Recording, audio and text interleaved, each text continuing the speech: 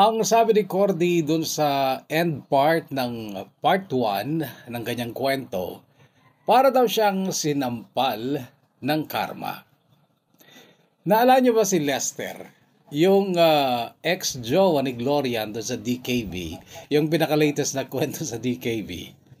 Kung itong si Cordy ay sinampal ng karma dahil lang sa yung babaeng binaliwala niya ay nagkaroon ng mas magandang buhay, pero meron pa rin namang babae sa tabi niya, yun nga ang pinakasalan niya. At ang tawag niya sa sarili niya ay sinampal ng karma. Si Lester, kung napakinggan niyo na yung kwento ni Glorian, ano kaya siya? Ha? Ano yon? Binugbog sarado ng karma?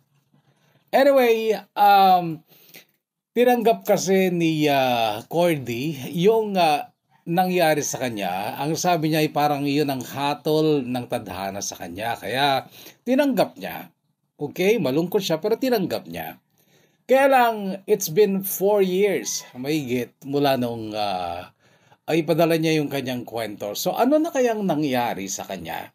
Ito ang part 2, ang laman ng part 2 ng kwento ni Cordy. Pero pinagsama natin yung part 1 at yung bagong part 2 upang sa ganun ay kumpleto, mga kahugot, ang inyong pakikinig. Sa pakinggan na, dito lamang sa Kahugot TV, The Kahugot YouTube channel.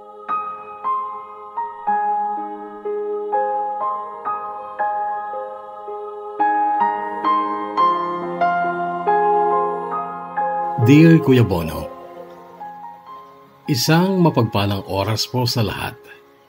Ako si Concordio, pero tawagin mo na lang ako sa aking palayaw na Cordy. Ang pangalang Concordio ay pangalan ng tatay ni Lolo. Si Papa ang nagbigay sa akin ng pangalan ng kanyang lolo. Simple lang ang buhay na kinamulatan ko. Namuhay kami sa pagsasaka pero hindi ko masasabing mahirap kami kasi napag-aral naman kaming magkakapatid. Hindi nga lang ako nakatapos dahil sa pag-ibig. Malabis na pag-ibig. Si Mona Lisa o si Mona ang babaeng kinabaliwan ko. Hindi siya ang pinakamaganda noong high school kami pero natatangi para sa akin ang kanyang itsura, kilos at estilo. Kaya naman lubha akong natuwa noong magkaroon ako ng pagkakataong maging malapit sa kanya noong third year college na kami. Kahit na alam kong kaya lang siya napalapit sa akin dahil broken siya noon kasi kami break lang nila noon ng boyfriend niyang varsity player na si Adam. Naalala ko pa umuulan noong makilala ko si Mona noong third year high school kami. Transfer siya at nung hapong yon ay sumilong din siya sa waiting shed kung saan ako nakisilong habang naghihintay ng masasakyan pa uwi. Noon pa lang ay tinamaan na agad ako sa kakaibang ganda ni Mona at tinapangan ko ang loob ko noon para kausapin siya. Transfer ka? Ngayon lang kasi kita nakita eh. Bahagya siyang ngumiti sa baitango. Saan ka uuwi? Tanong ko ulit. Carmen. May sundo ka? Meron. Saan ka dati nag-aaral? Tarlac. Yung magulang mo na sa Tarlac. Tumangaw lang ulit siya. Well, kanina ko pa nahalatang matipid siyang sumagot pero inisip kong normal lang yun kasi bago pa lang kaming magkakilala. Dito, kanino ka nakatira? May bahay ba kayo dito? Sa tito ko. Sagot niya tsaka nilingon ang paparating na owner type jeep na agad ding pumara sa tapat ng waiting shed kung saan kami naroon. Humakbang siya palapit sa owner. Hindi niya binilisan ang hakbang para huwag sana siyang mabasa ng ulan. Mahinhin pa rin siyang lumakad at hinayaan niyang mapatakan siya ng ulan. Sabi ko sa sarili ko noon, sana ulan na lang ako. Para nadampian ko rin ang kanyang mga pisngi.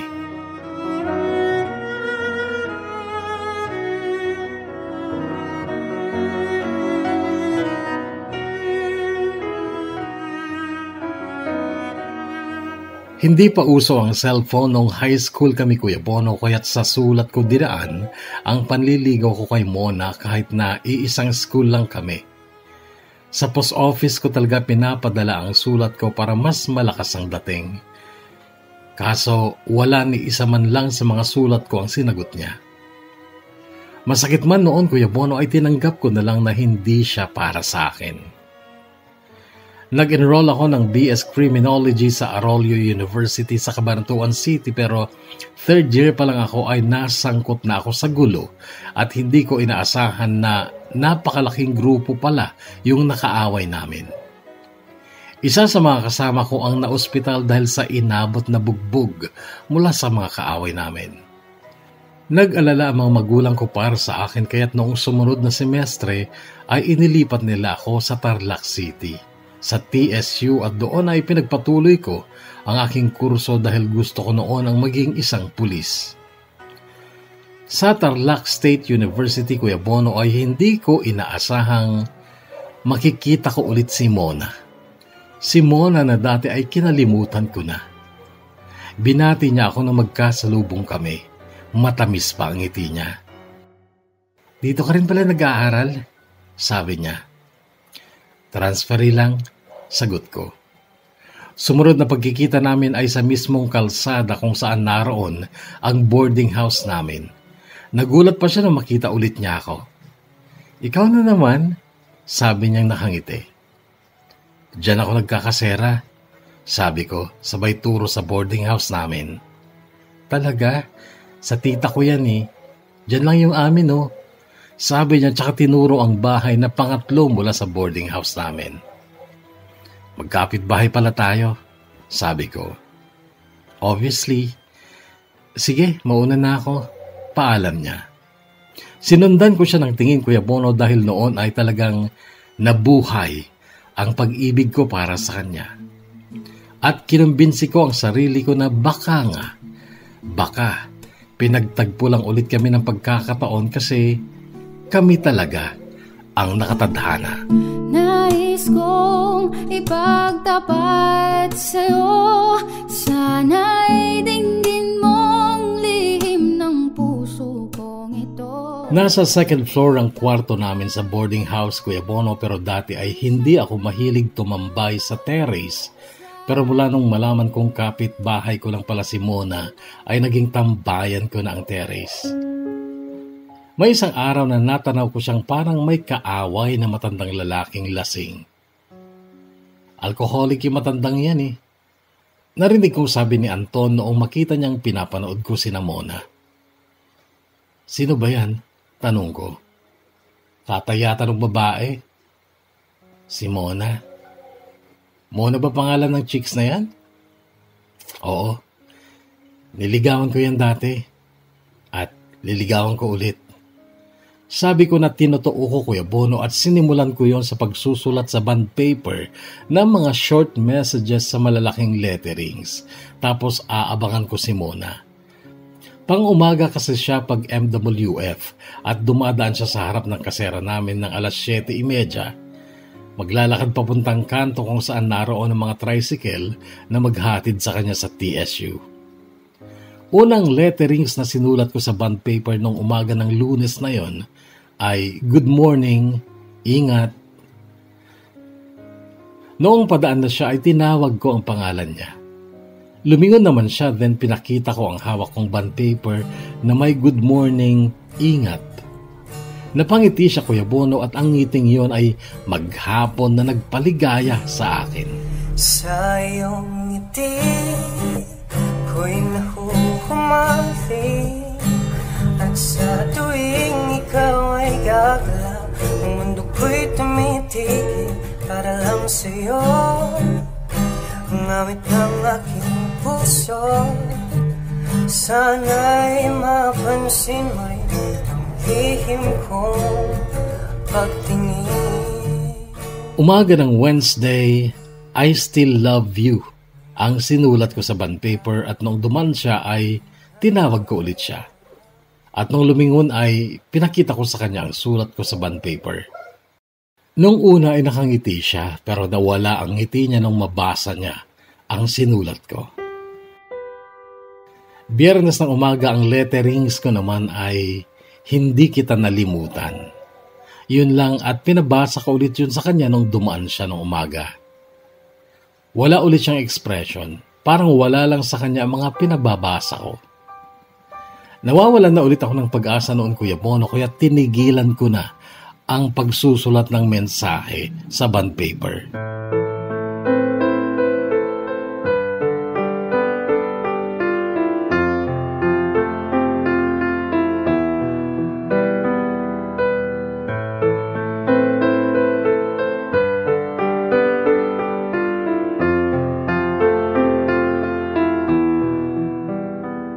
After 2 weeks mula nung magpasya akong tigilan na si Mona, ay hindi sinasadyang nagkasabay kami sa paradahan ng tricycle sa harap ng school. Madilim na noon at pasakay na siya sa nakaparadang tricycle pero natigilan siya at napatitig sa akin. Nginitian ko. Hindi siya ngumiti pero sinenyasan niya akong lumapit. Lumapit naman ako sa kanya. Gusto mong maglakad? Tanong niya. Sa totoo lang pwedeng lakarin yung barangay kung saan kami nakatira. Bakit? Tanong ko. Gusto ko kasing maglakad. Sasabayan mo ba ako? Oo, syempre. Oo. At naglakad nga kami, Kuya Bono, at habang daan ay kinakausap niya ako. Pasensya ka na kung hindi ko pinapatulan yung mga pa-cute mo sa akin. May boyfriend kasi ako dati. Pero ngayon, wala na kami. Wala akong naisagot sa sinabi niyang ito. Ikaw ba, Cordy? Mahal mo ba talaga ako? Oo, mahal na mahal kita. Gaano mo ako kamahal? Kaya kong gawin lahat para sa'yo. Alam kong narinig niya ang sinabi ko pero wala siyang reaksyon. Sa malayo siya nakatingin habang marahan ng paghakbang. Banag sa kanyang anyo na hindi siya okay. Maya-maya ay muli siyang nagsalita. Hindi na ako mag-aaral. Huling pasok ko na kanina. Bakit naman? Maraming problema. Magtatrabaho na lang ako sa Maynila. Ano ba yung problema mo? Marami, Cordy.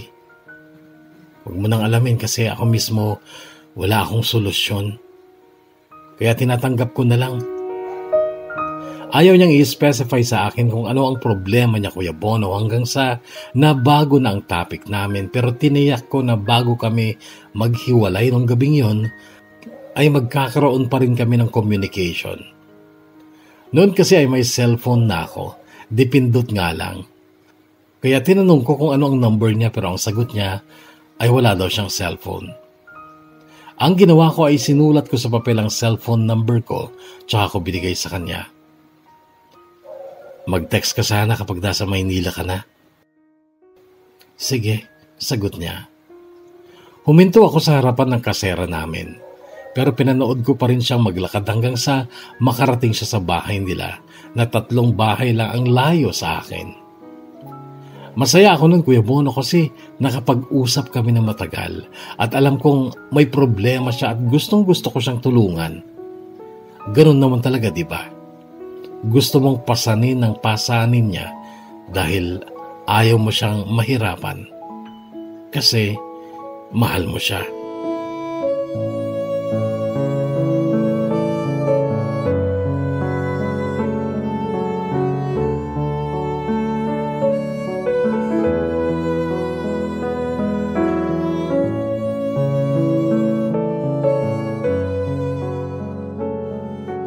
Pang-umaga ako kinabukasan kaya't hindi ko naabangan ang pag-alis ni Mona. Pero habang nasa school ako ay siya ang laman ng isipan ko. Maging ang mga sumunod na araw at gabi. At makaraan ng 3 linggo ay nakatanggap ako ng text mula sa bagong number at ganito ang mensahe. Cordy, si Mona to.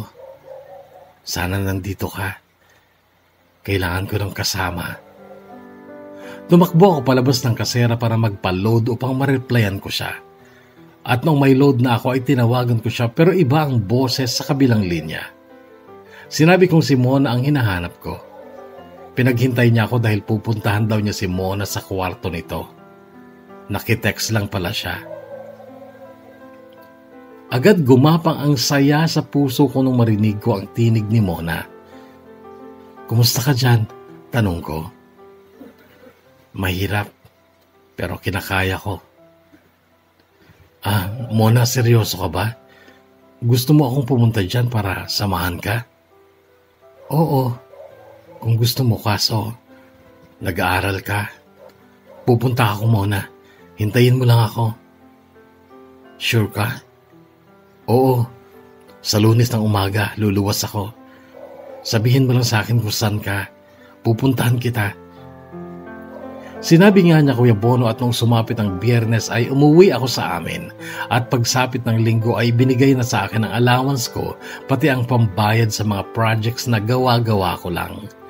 Liban doon ay humingi pa ako sa kuya kong panganay. Kakailanganin ko talaga ng pera kasi pupuntahan ko si Mona sa Maynila. Dinala ko lahat ng damit ko sa kasera, Kuya Bono, liban sa uniform. Alam kong mali na iwanan ko ang pag-aaral ko, lalo na't 2 buwan na lang at matatapos na ang 3 taon ko sa kolehiyo. Pero gusto kong puntahan si Mona. Gusto ko siyang makasama. Yun ang sigaw ng puso ko at yun ang sinunod ko.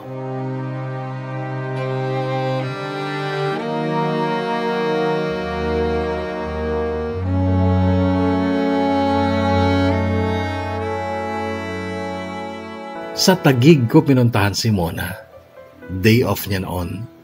Sa isang sikat na fast food siya napasok ng trabaho. Sa tulong ng kaibigan niyang si Donna ay nakakuha siya ng kwarto sa boarding house kung saan nakatira din si Donna kasama ang live-in partner niya. Doon na nakatira si Mona noon kahit hindi pa siya nakakabayad ng advance na required daw sana ng landlady, pero si Donna raw ang naggarantiya sa kanya na magbabayad siya kapag nagsweldo ito. Mukhang basang sisiw si Mona sa maliit na kwartong iyon na papag, isang unan at isang kumot lang ang laman. Ang mga damit niya ay nakalagay lang sa kanyang malaking bag. "Mukha akong kawawa dito, Cordy. Wala akong kagamit-gamit at madalas ay nakikikain lang ako kila Donna. Pero madalas, hindi na ako kumakain." Malungkot niyang kwento hanggang sa bigla siyang napatayo sa katre kung saan siya nakaupo noong may babaeng may edad na ang dumating. "Ay, Aling Azon, ito po si Cordy, boyfriend ko po. At dito na rin po siya titira." Nagulat ako sa narinig kong pakilala ni Mona sa akin sa kanilang landlady. "Cordy, ito si Aling Azon. Siya ang landlady natin." Magandang hapon po, bati ko. "Kayong dalawa, alam ba ng mga magulang nyo na magsasama kayo dito?" "Opo," halos sabay namin sagot ni Mona. Sige. Mona, sumweldo ka na ba? Yung paunang bayad mo, kailan mo ibibigay?" "Magkano po ba yun?" tanong ko. 1,500 lang sana. Pero since dalawa na kayo, 2,000 na ang monthly nyo dito. Pwede po ba magpauna muna ako ng 1,000? Sabi ko. "Sige, pero sa due date mo muna ha. 3,000 ibabayad mo sa akin kasi naka-1 buwan ka na nun. Tapos yung balanse nyo na 1,000 kaya 3,000 lahat." "Sige po, Aling Azon," sagot ni Mona. Noon ay binigay ko ang 1,000. May natira pa ang mahigit 1,000 noon sa wallet ko. Noong umalis si Aling Azon ay nakatingin ako kay Mona. "Kailangan natin magkunwari na mag-boyfriend tayo, Cordy, para hindi mo na kailangan umupo ng sarili mong kwarto." "Magkunwari?" ulit ko. Napatingin siya sa akin. "Oo, dito ka sa lapag matutulog. Dito ako sa katre. At bukas, maghanap ka rin ng trabaho. Magtulungan tayo dito." Mona, bakit hindi na lang natin totohanin? Bakit kailangan pang magkunwari?" "Cordy, hindi pa naman kita lubos na kilala. at wala pa akong nararamdaman para sa'yo. Pero kung makikita kong okay ka naman pala, malay mo, matututunan din kitang mahalin. Napaisip ako, Kuya Bono, hindi ako naging masaya sa mga sinabi niya. Kung ayaw mo ng ganitong setup, Cordy, di bumalik ka na lang sa Tarlac. Mag-aral ka na lang. Hayaan mo na lang ako dito. Total, 1 linggo na lang naman ako mag-TTS. After 1 week, susweldo na ako. Ipadala ko na lang sa iyo yung 1,000 binayad mo kay Aling Eson. Sa totoo lang, hindi naman talaga ako masaya na iniwan mo yung pag-aaral mo, Cordy. Sayang yon. At alam ko din na hindi ka nagpaalam sa mga magulang mo na pupunta ka dito. Alam kong magagalit sila sa'yo. At kasalanan ko kasi pinapunta kita dito. At para hindi na ako makonsensya, mabuti pa siguro bumalik ka na lang ng Tarlac. Mag-aral ka na lang doon. Hayaan mo na ako dito.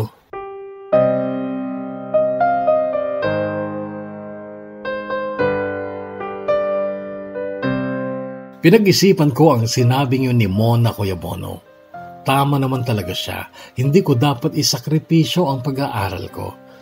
Pero ang puso ko pa rin ang sinunod ko. Hindi ako bumalik ng Tarlac. Hindi ko iniwan si Mona. Pakiramdam ko kasi noon ay sinusubok lang niya ako kung talagang hanggang saan ko kayang magsakripisyo para sa kanya.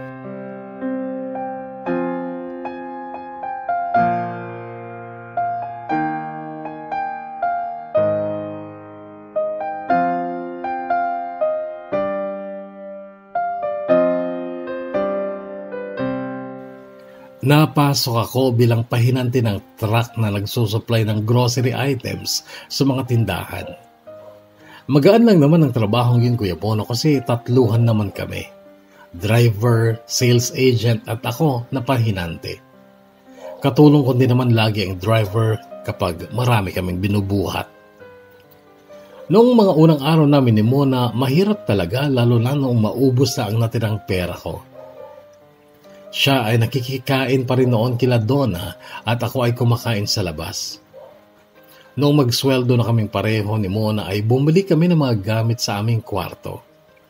1 buwan din akong natulog sa sahig na walang sapin, walang kumot at ang bag ko lang ang aking unan.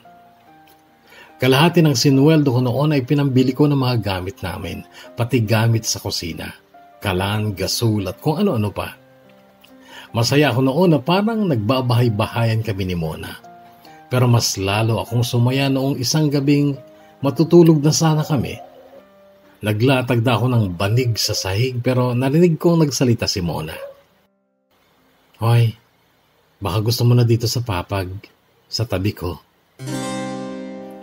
Nagdiwang ang kalooban ko noon, Kuya Bono, at pakiramdam ko noon ay nasa mood si Mona. At bilang lalaki ay hindi ko naiwasan ng tawag ng laman na kay tagal ko ring tiniis. Nagsimulang maglikot ang mga kamay ko.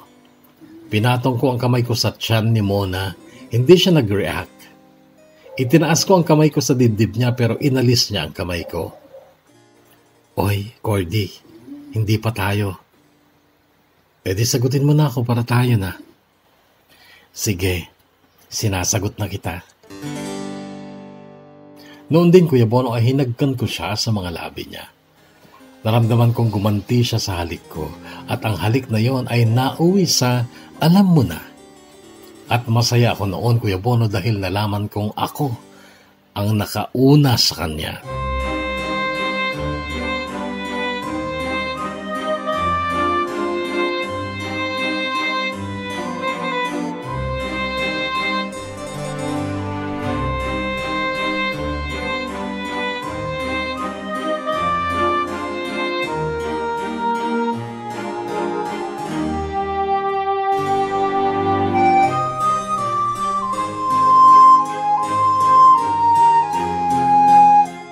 Ramdam kong nakikiayon sa akin ang panahon noon, Kuya Bono, at dahil doon ay lalo pa akong na-inspire na magtrabaho para sa amin ni Mona. Lagi siyang panggabi sa trabaho kaya't ako lang lagi ang nauunang makauwi. Nagluluto na ako, naglalaba, tapos bago mag alas 11 ng gabi ay susunduin ko na siya.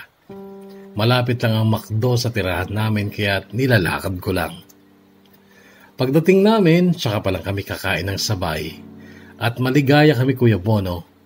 Kontento ako sa buhay ko noon, pero hindi ko akalain na hindi pala yon magtatagal. 5 buwan mula nung maging kami ni Mona ay nag-endo siya, end of contract. Natapos na ang panahon ng pagtatrabaho niya sa McDo. Pero may malilipatan daw siya sa Laguna. Laguna? Bakit dun pa? Ang layo. Bakit hindi ka na lang dito sa Taguig maghanap ng trabaho? Maganda ang pasweldo doon. Tsaka may kasama ako doon, kaibigan ko. Kaming dalawa ang magkatrabaho doon. Umalis nga siya, Kuya Bono, at naiwan ako sa Taguig pansamantala kasi hindi ako basta-basta makakaalis sa trabaho ko. Kailangan kong maghintay ng 15 days bago ako makapag-resign. Usapan namin ni Mona na susundan ko siya sa Laguna. May cellphone na rin siya noon kaya nakakapag-text at tawagan kami naman lagi. Noong huling araw ko sa trabaho ay hindi nagre-reply sa mga text ko si Mona. Noong matapos ang ruta namin ay nagpa-load ako at tinawagan ko siya. Noong una hindi siya sumasagot at pasado alas 9 na ng gabi nung tanggapin niya sa wakas ang tawag ko. Ba't di ka nagre-reply? Di mo rin sinasagot yung mga tawag ko. Busy lang ako kanina. Pupunta na ako dyan bukas. Huling araw ko na sa trabaho ko kanina. Nakuha ko na ang sweldo ko. I-text mo sa akin yung eksaktong address mo dyan. Huwag na, Cordy. Ha? Huwag ka na pumunta dito. Bakit? Napag-isip-isip ko na ayoko na. Anong ibig mo sabihin? Ayoko na, Cordy. Ayaw ko na sa relasyon natin. Kalimutan mo na ako. Kinulit ko pa siya, Kuya Bono. Inalam ko kung ano talaga ang totoong dahilan at ang sabi niya, sinikap kong pag-aralan na mahalin ka, Cordy. Pero mula nung nandito na ako sa Laguna, naramdaman ko na mas masaya ako pag wala ka. I'm sorry. Sinubukan kong mahalin ka talaga pero hindi ko na kaya, Cordy. Kaya kalimutan mo na ako. Salamat na lang sa lahat.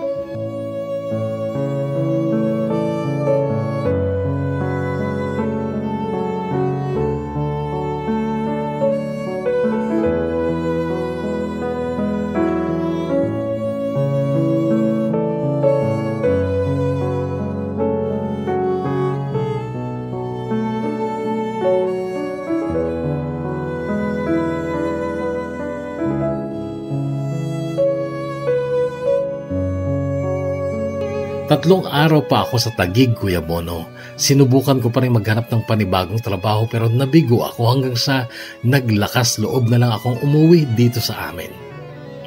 As expected, galit na mga magulang ko sa akin pero nung magtagal ay lumamig din ang ulo nila sa akin. Bumawi na lang ako noon sa pamamagitan ng pagtulong kay Papa sa mga gawain niya sa bukid kahit na noon ay inaaya ako ni Kuya Rudy. Ang panganay namin na pag-aralan ko daw ang magmekaniko ng motor dahil yun ang negosyo niya.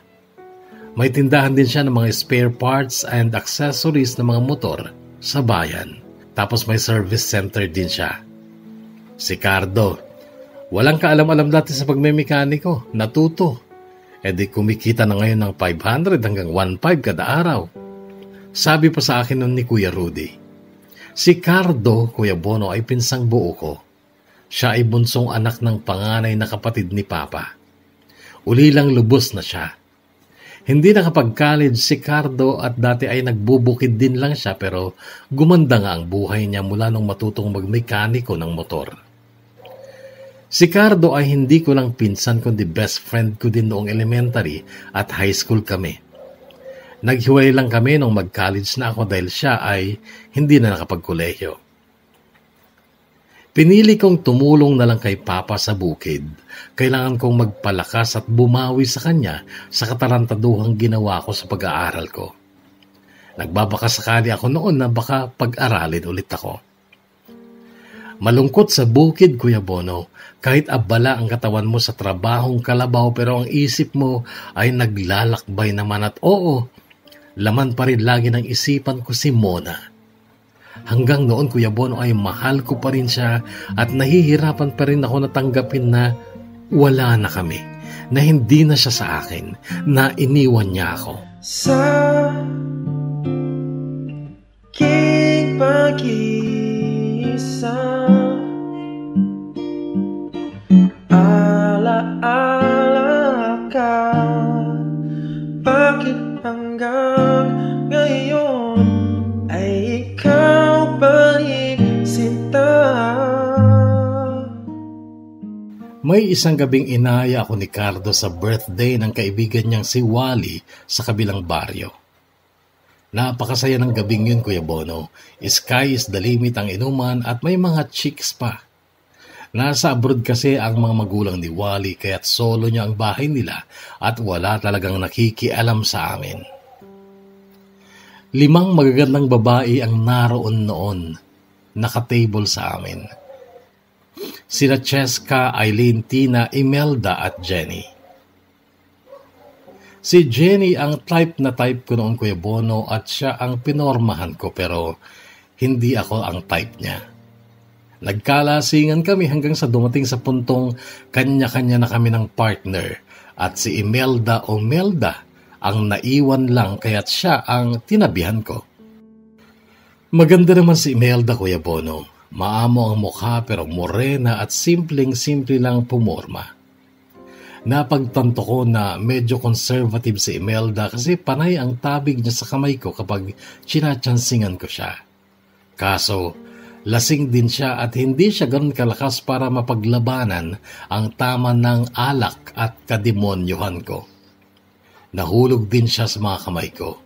Naangkin ko siya at kahit lasing ako ay sigurado akong virgin siya nung makuha ko siya kasi masakit, masikip, pero nakaraos pa rin naman.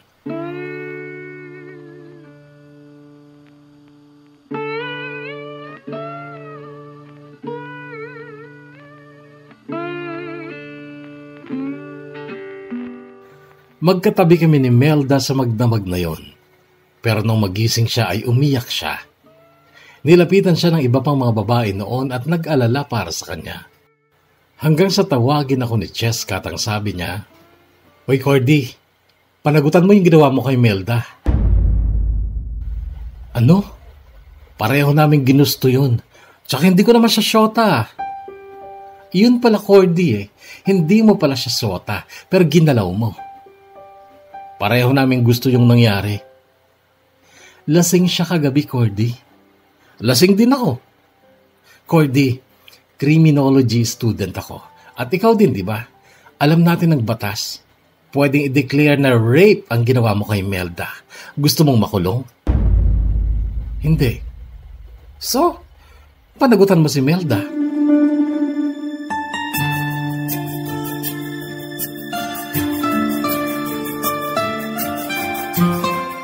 Kaming mga lalaki naman noon ang nag-uusap-usap at doon ko nalaman na hindi kagaya ng ibang babae si Melda. Conservative daw talaga si Melda at hindi siya kagaya ng mga kaibigan niya na game sa lahat. Mahirap kalabanin si Cheska, tol. Pulis ang tatay noon. Kaya wala kang choice kundi panagutan mo talaga si Melda para di na humaba ang problema mo. Pero tol, wala akong feelings para sa kanya. Mabait si Melda, tol. Uliran siyang babae. I'm sure, matututunan mo din siyang mahalin.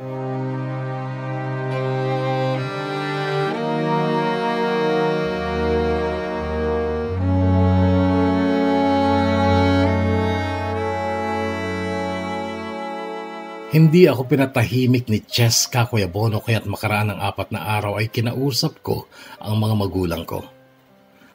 Namura ako ni Papa nang matapos akong magkwento. Ala ka talagang gagawing matino, hinayupak ka, no? Puro problema ang dala mo. Berting, huwag ka na magalit. Sawata ni Mama kay Papa. Nangyari na. Wala ka nang magagawa kundi ipakasal sila. Kasal? Bulalas ko. Abay, ikaw ang nagkwento, Cordy, na tinutulungan ng anak ng pulis si Melda. At kahit saan mo tingnan, dihado ka. Kaya para hindi na lumaki ang problema, pakasalan mo na.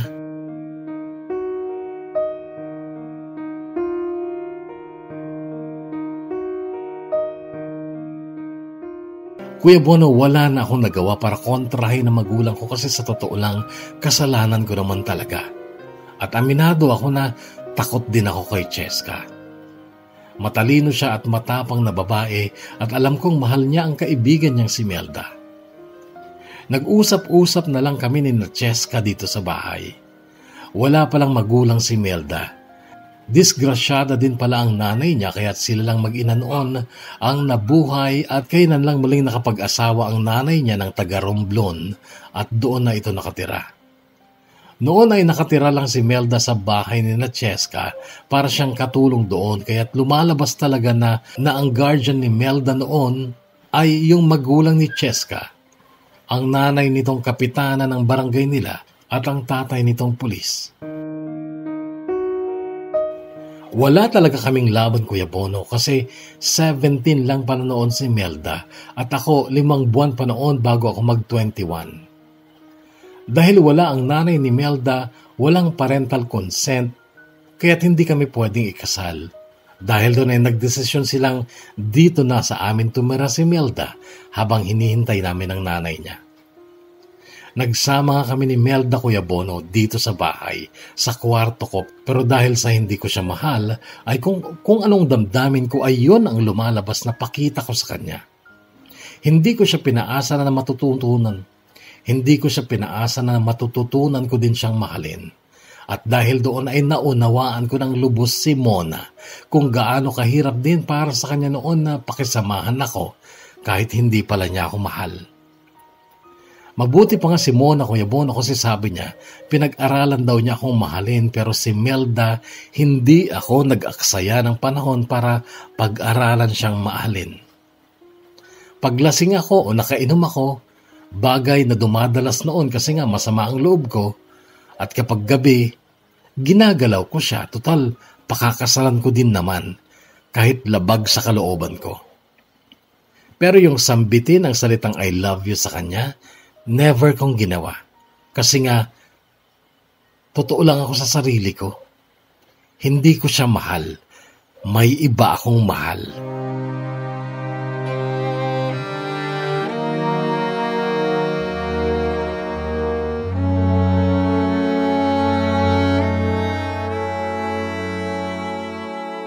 Gustong gusto si Melda na magulang ko.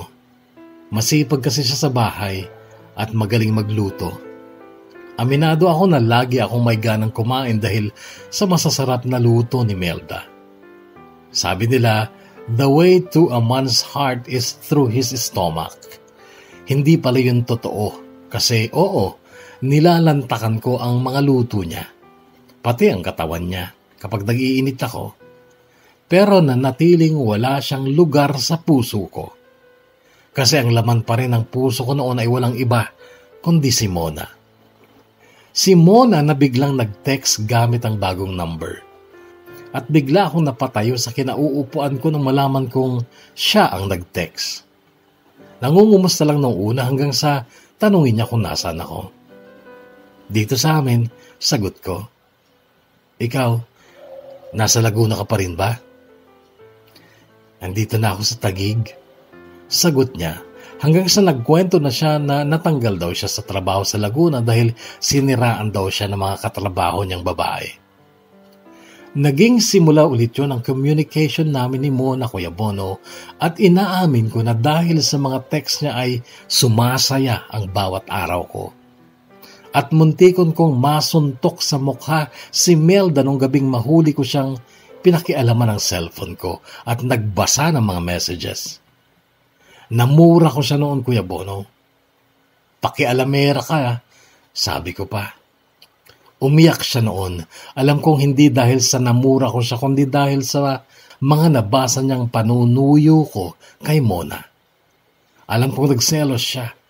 Nasaktan siya pero wala akong pake.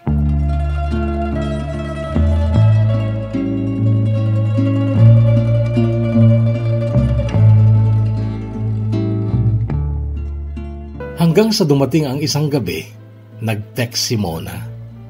Tinanong niya kung talagang mahal ko pa raw siya. Sabi ko oo. Hindi ka nawala sa isip ko. Sabi ko pa. Kung uuwi ako dyan sa inyo, pakakasalan mo ba ako? Tanong pa niya. Oo, syempre.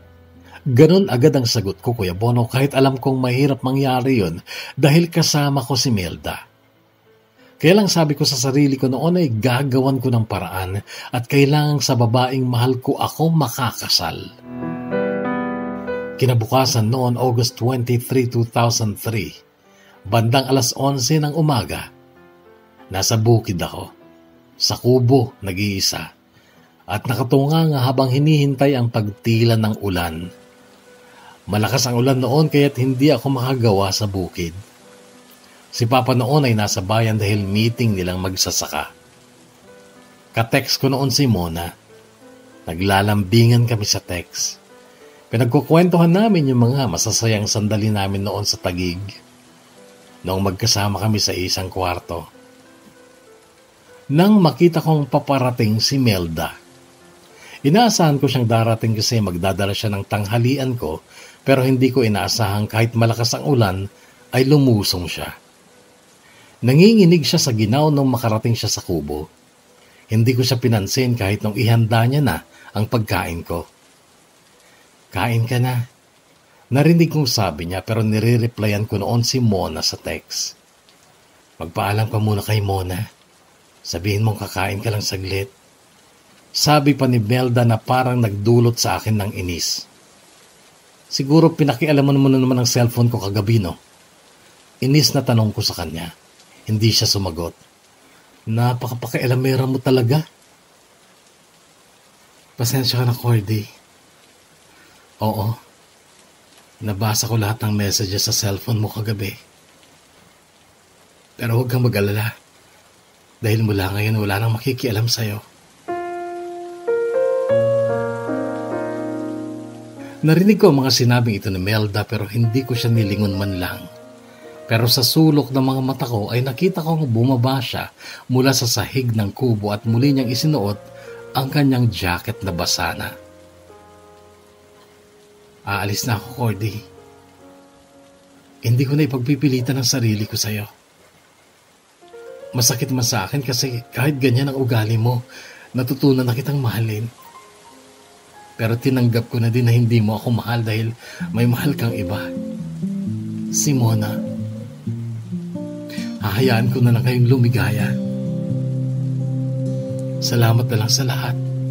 At kung masaya ka sa piling niya, hindi ko na pipilit pa.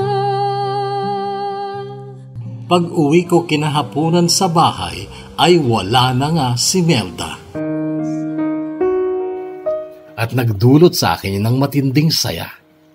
Totoo nga, malaya na ako. Wala na akong problema. Noon pala ako bahagyang nakaramdam ng awa para kay Melda, Kuya Bono.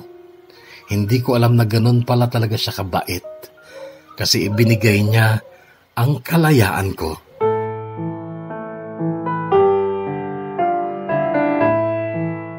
Kinabukasan pa ay hinahanap din si Cardo. Nawawala daw. Hindi daw pumasok sa trabaho ayon sa kuya ko at hindi pa rin daw umuuwi.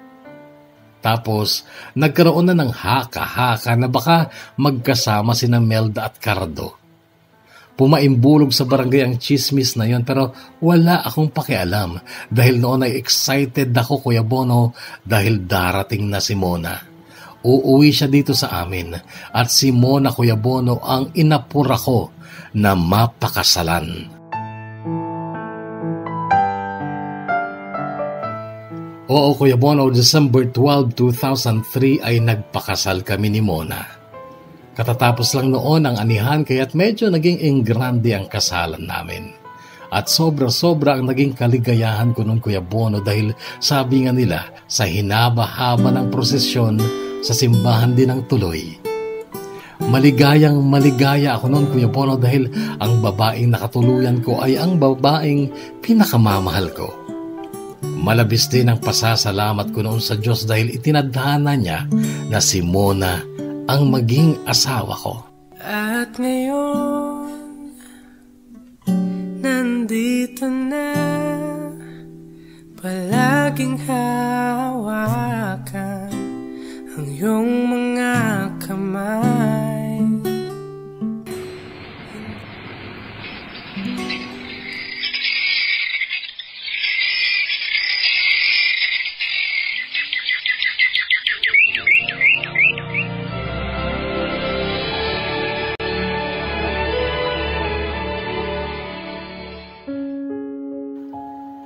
Dumaan ang 15 taon. As in 15 years, Kuya Bono. February 2018 noon, nung mamatay si Lolo Magno. Pero nung unang gabi ng lamay niya ay wala ako dito dahil naka-duty ako sa Kawayan. Security guard kasi ako, Kuya Bono, ng isang bangko at madalas ay pang magdamaga ng duty ko. Noon ay 3 na ang totoong anak namin ni Mona. Yung pangalan na si Steven ay anak ni Mona sa dating boyfriend niya. Isang masakit na katotohanan yun, Kuya Bono, na nalaman ko na lang noong kasal na kami ni Mona. Sumama ang loob ko pero lumipas din lang hanggang sa nagkaroon na rin kami ng mga anak na amin talaga, 3. At ewan ko kung kanino nagmana ang mga lintik naming anak. Kahihinin ng mga utak, wala man lang naiuwi kahit isang ribbon mula sa school. At yung anak ni Mona na si Steven, kahit ilang beses ko nang binugbog, pasaway pa rin. Dahil sa konsumisyon, Kuya Bono, ay kay aga kong tumanda, kay agang namuti ang mga buhok ko. Pero si Mona, maganda pa rin na mukha kasi alaga niya ng mga kung ano-anong cosmetics na pilit niyang pinabibili sa akin. Kahit kapos na kami sa pera. Kahit wala na kaming maiulam, basta meron siyang pampaganda. Maganda pa rin ang mukha niya at makinis pa rin ang balat niya. Pero mataba na siya. Hindi na siya sexy. Patong-patong na ang bilbil niya. Tamad din kasi si Mona, Kuya Bono, kaya't hindi na e-exercise ang katawan niya. Maglalaba lang yan kapag tambak na at itataon pa niya na day off ko para matulungan ko siya. Hindi sila close ng mama ko. Nagpaplastikan lang sila. Minsan pa nga noon ay nag-away sila dahil ikinumpara kasi ni mama si Mona kay Melda. Si Melda na talagang gustong-gusto niya.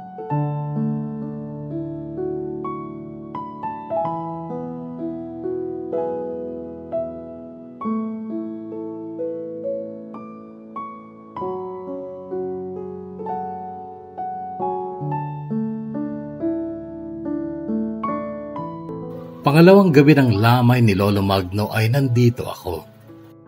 At ako pa ang nakakita mismo sa pagdating ng isang kotse na pumarada sa harap ng bahay ni na Kuya.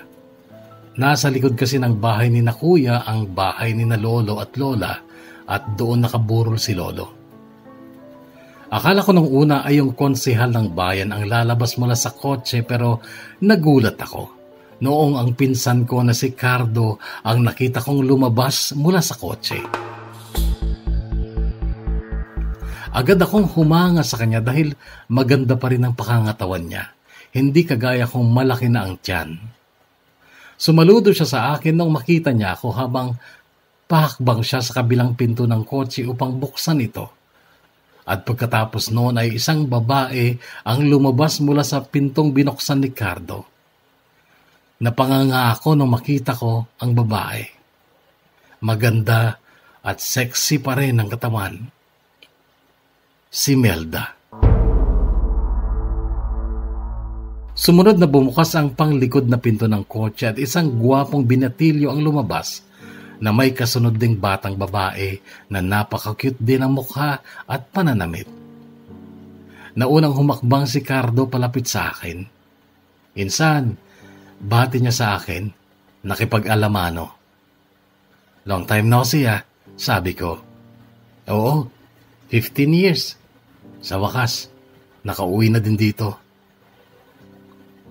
Kung di pa namatay si Lolo, di ka pa maliligaw dito sa atin sabi ko. Na iniiwasan kong mapasulyap kay Melda, pero kahit sa sulok ng mga mata ko ay nakikita ko ang kagandahan niya, ang kaseksihan niya. Oo nga pala, insan. Untag sa akin ni Cardo sabay akbay sa binatilyong katabi niya. Eto si Jordan. Anak, eto talaga ang papa mo. Papa Cordy mo. Nagulat ako sa sinabing yun ni Cardo, Kuya Bono, na pako ang titig ko sa binatilyong pinakilala niya sa akin na anak ko daw. Hindi ko alam ang sasabihin ko. Si Jordan naman ay nakatitig lang sa akin. Walang ekspresyon ang mukha niya. Magmano ka, anak. Narinig ko utos ni Melda kay Jordan. Nagmano ka sa akin ang binatilyo. Good boy itong si Jordan, insan. Consistent first honor ng elementarya. Graduate na valedictorian at top 5 lagi ngayong high school na siya. Narinig kong kwento pa ni Insan Cardo na natigil lang noong magmano naman sa akin ang batang babae. Eto naman si Mika, anak namin ni Melda. Lagi ding honor yan. Nakangiti pa rin kwento ni Cardo. Umiti din ako pero pilit lang. Kasi sa totoo lang, hiyang-hiya ako sa kanila. Binago ko na lang ang topic namin noon. Mukhang asenso ka na, insan Pakotse-kotse ka na lang ngayon, sabi ko. Sikap at tiyaga lang, insan. Nung una, nagbukas si Mrs. ng maliit na karinderya at kumita naman hanggang sa lumaki. At ako naman ay nag-buy and sell ng motor nung una, tapos nung 2016, nagbukas din ako ng tindahan ng spare parts ng motor na meron ding service center. At okay naman kahit paano kumikita naman. Kwento pa ni Insan na pilit ko lang nginitian din kahit napakiramdam ko ay sinasampal na ako. Mabuti na lang at nagpaalam na silang tutuloy sa burol. At ako naman ay pumasok na sa kwarto namin ni Mona na noon ay naghihilik na ng napakalakas. Napaluha ako, Kuya Bono. Iyak actually kasi parang sumapalpal sa akin ang katotohanan na sinuwerte sina Melda at Cardo samantalang ako minalas.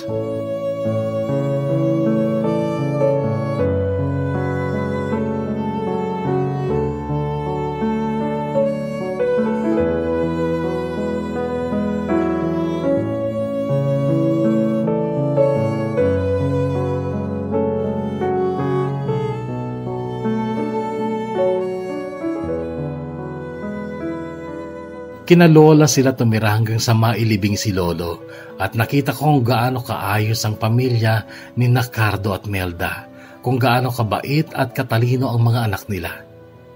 Sinubukan kong ilapit ang sarili ko kay Jordan na anak ko kay Melda pero nabigo ako. Malayo ang loob niya sa akin kahit na kung minsan ay pinagtutulakan na ni Melda sa akin si Jordan pero ayaw pa rin. Nung huling gabi ng lamay ay nalasing ako at kinausap ko ang bata, si Jordan. Kaharap ko din sa inuman noon sina Insan Cardo at ilan pa naming kamag-anak na lalaki at mga kaibigan. Tinanong ko si Jordan noon. Galit ka ba sa akin? Tanong ko. Hindi siya sumagot. Blanko ang mukha niya, walang ekspresyon. Anak, tinatanong ko ng papa mo, sumagot ka. Masuyong sabi ni Cardo kay Jordan. Ulitin ko, galit ka ba sa akin? Madiin kong tanong ulit. Hindi po, sagot niya. Bakit ako lumalapit na sa'yo pero lumalayo ka naman? Bakit ha? Kasi po, nagtataka lang po ako. Kasi kung ikaw talaga ang papa ko, bakit Bakit wala ka nang lumalaki ako? Bakit si Papa Cardo ang nag-alaga at nagmahal sa akin? Napatungangan na lang ako sa tanong ni Jordan hanggang sa, "Excuse me po, puntahan ko lang po ang kapatid ko." Paalam niya at tuluyan na siyang umalis sa harap ko. Nakatingin sa akin ang mga kainuman ko. Wala silang imik. At ako ay tumayo at umuwi kasi ayokong umiyak sa harapan nila.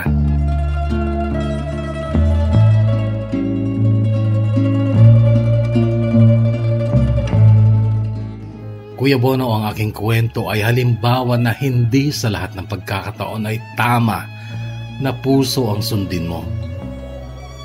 Magsisi man ako na si Mona ang pinakasalan ko ay wala na rin mangyayari.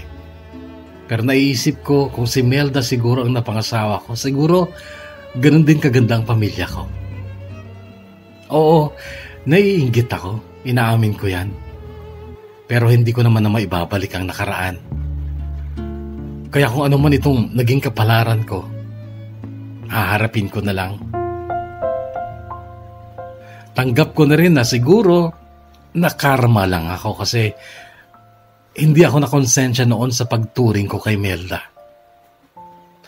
Hanggang dito na lang, Kuya Bono, ang kwentong ito ng buhay at pag-ibig ko na sana po ay kapulutan ng aral ng mga taong hindi pa nag-aasawa. Gamitin niyo rin po ang utak at higit sa lahat, ang konsensya. Maraming salamat, Kuya Bono, kung ang kwentong ito ay mabasa mo sa iyong programa. Gumagalang at nagpapasalamat, Cordy. Sayang ang mga sandaling pinalipas ko.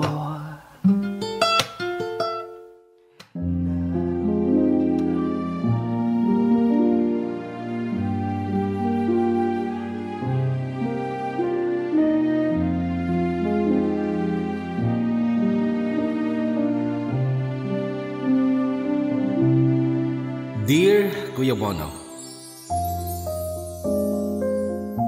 kumusta ang lahat ng kahugot? Mahigit 4 na taon na rin pala ang nakalipas mula nung mabasa ang unang kwentong pinadala ko. Sana'y sariwa pa sa alaala nyo ang mga pangyayari noon. Nagtapos ang kwento ko noon na nalulunod ako sa pagsisisi. Sinampal ako ng katotohanang nagkamali ako ng piniling pakasalan. Nagkamali ako na puso ko ang ginamit ko. Si Mona ang pinakasalan ko at hindi si Melda na pinaasa ko lang.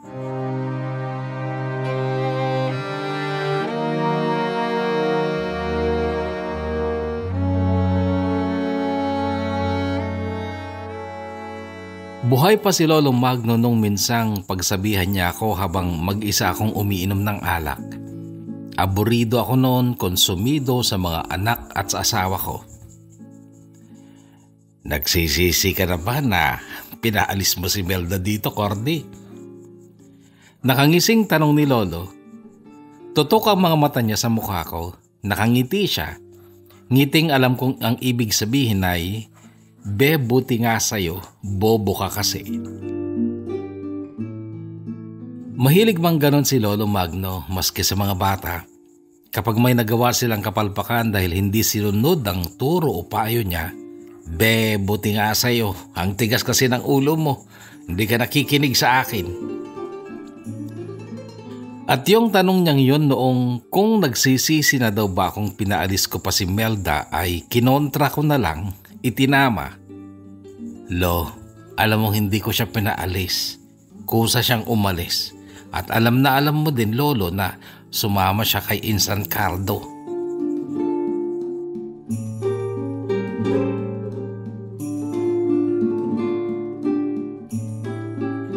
Sabi mo noon, Kuya Bono, hindi dapat pagsisihan kung puso ang ginamit sa pagpili dahil mahal mo ang pinili mo. Lalo na kung totoong lalaki ka. Hindi ako sumang-ayon noon sa sinabi mong yun kasi nga ako mismo ang nakaranas pumili gamit ang bawat pintig ng puso ko, pero that time na nagpadala ako ng sulat ay nasa akin yung pagsisisi.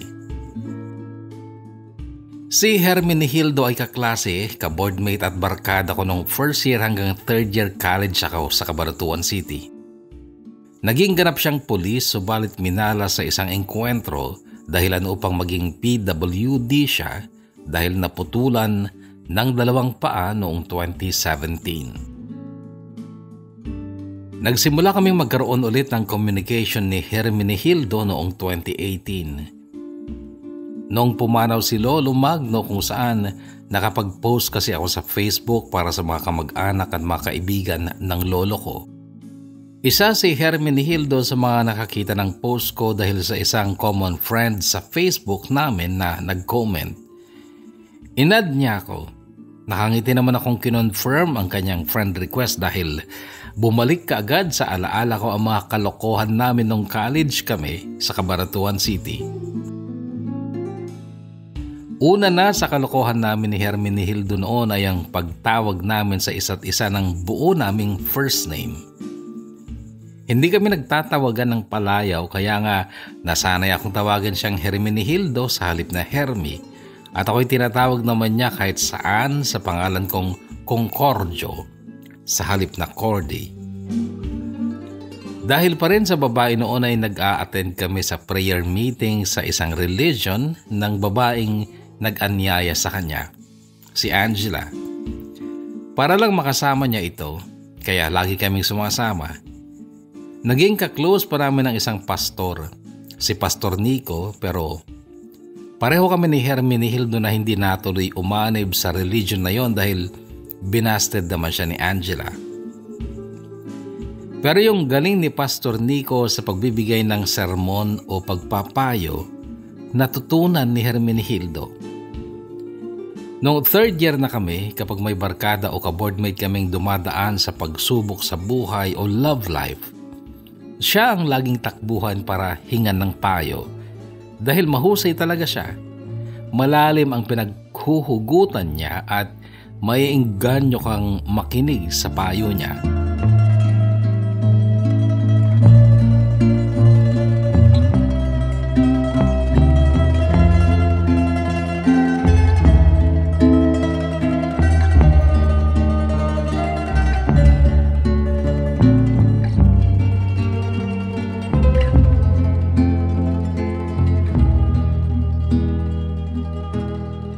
"38 years old na ako nung muli kaming magkita ni Melda noong pangalawang gabi ng lamay ni Lolo Magno, year 2020 noon. Noon nga ako sinampal ng pagsisisi dahil makaraan ng 15 years maayos at masaya ang buhay ni Melda sa piling ng pinsan kong si Cardo while ako noon konsumido at tila dinudusa ng karma.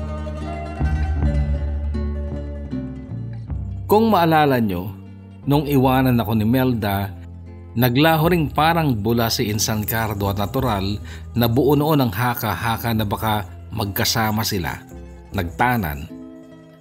Pero walang nakakaalam kung saan sila nagpunta. Maging ang parents ni Insan Cardo pati si Lolo Magno na updated sa lahat ng bagay, clueless noon kung nasaan si Cardo. Wala silang alam. Then after 15 years nga, bigla silang nagpakita, magkasama. Di kotse si Insan Cardo, may kasama silang 2 bata, sina Jordan na noon ay 14 anyos at si Carmel na 11 years old.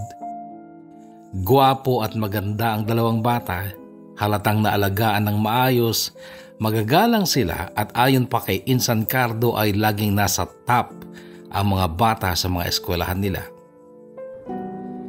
Malaking sorpresa ang simpleng revelasyon ni Insan Cardo noon na si Jordan ay anak ko kay Melda. Hindi ko alam na buntis pala si Melda nung iwanan niya ako. Matino, matalino si Jordan pero ang mga anak ko kay Mona, maging si Steven na anak ni Mona sa ibang lalaki, mga konsumisyon silang pare-pareho. Hindi lang dahil sa mga pasaway sila, matitigas ang ulo kundi mga tamad ding mag-aral kaya't ni minsan ay hindi namin naranasan ni Mona ang magpunta sa eskwela nila para magsabit ng ribbon o medalya. Naiimbitahan lang kami sa eskwela kapag may PTA meeting pero mas madalas nagpupunta kami sa school nila upang makipag-usap sa principal dahil nakagawa na naman ng katarantaduhan ang mga anak namin.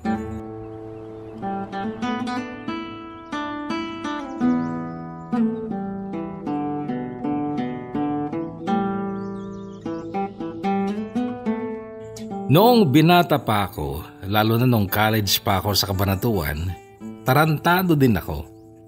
Kung bugbugan lang, hindi ako umatras at madalas mangyari noon yun dahil kasama kami ni Hermenegildo sa isang fraternity.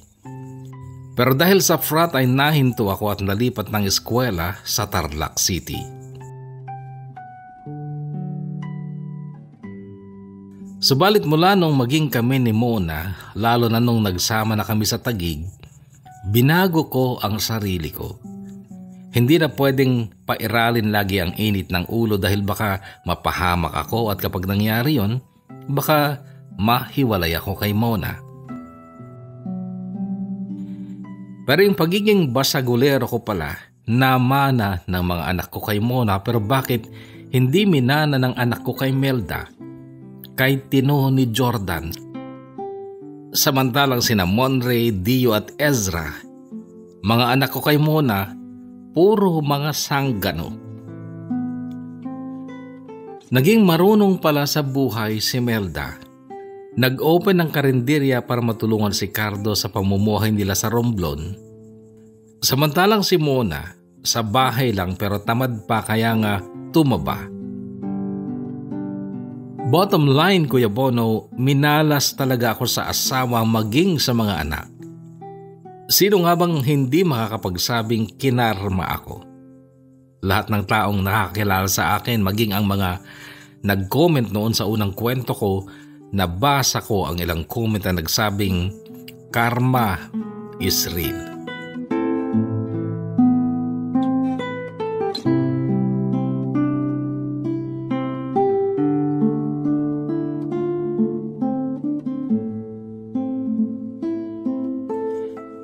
Pero may isang tao lang, Kuya Bono, na nagsabing hindi ako kinarma.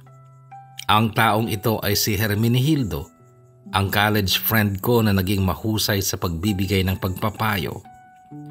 Sa chat lang kami sa Messenger nakakapag-usap noong 2018 at natural, nagkamustahan kami at nasabi ko sa kanya na hindi ako okay, kinarma ka ako. Pinagkwento niya ako at sa huli ganito ang sinabi niya. Hindi ka nakarma, Abay. Kinulang ka lang ng tamang diskarte. Hindi rin tama na pagsisihan mong si Mona ang pinili mo dahil lang sa nakita mong mas maayos ang buhay ni Melda at Cardo. Noon, inisip mong tadhana ang gumawa kaya kayo nagkatuluyan ni Mona, di ba? Kaya lang, Abay, ang buhay ninyo bilang mag-asawa, bilang pamilya, ay hindi na pwedeng iasa sa tadhana. Kumilos ka. Gamitan ng tamang diskarte, gamitin mo ang lakas at talino mo. Bata ka pa at kompleto ang katawan mo. Hindi kagaya kung wala ng mga paa. Gamitin mo lahat ng meron ka dahil lalaki ka at ikaw ang haligi ng tahanan nyo. Itama mo ang lahat ng nakikita mong mali.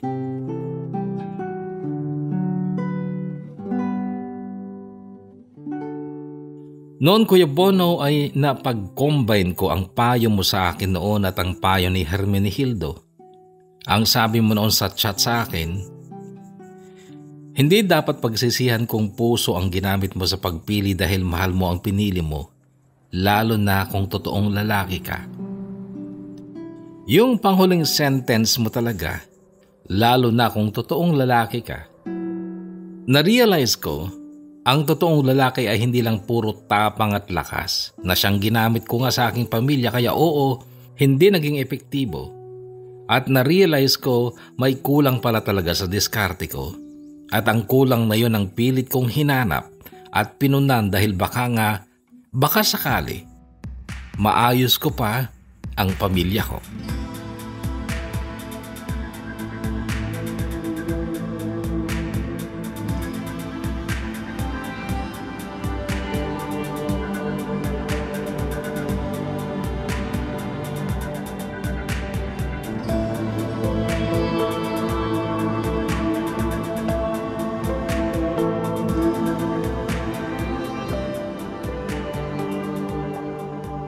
Security guard ako sa bangko sa Kabayanan.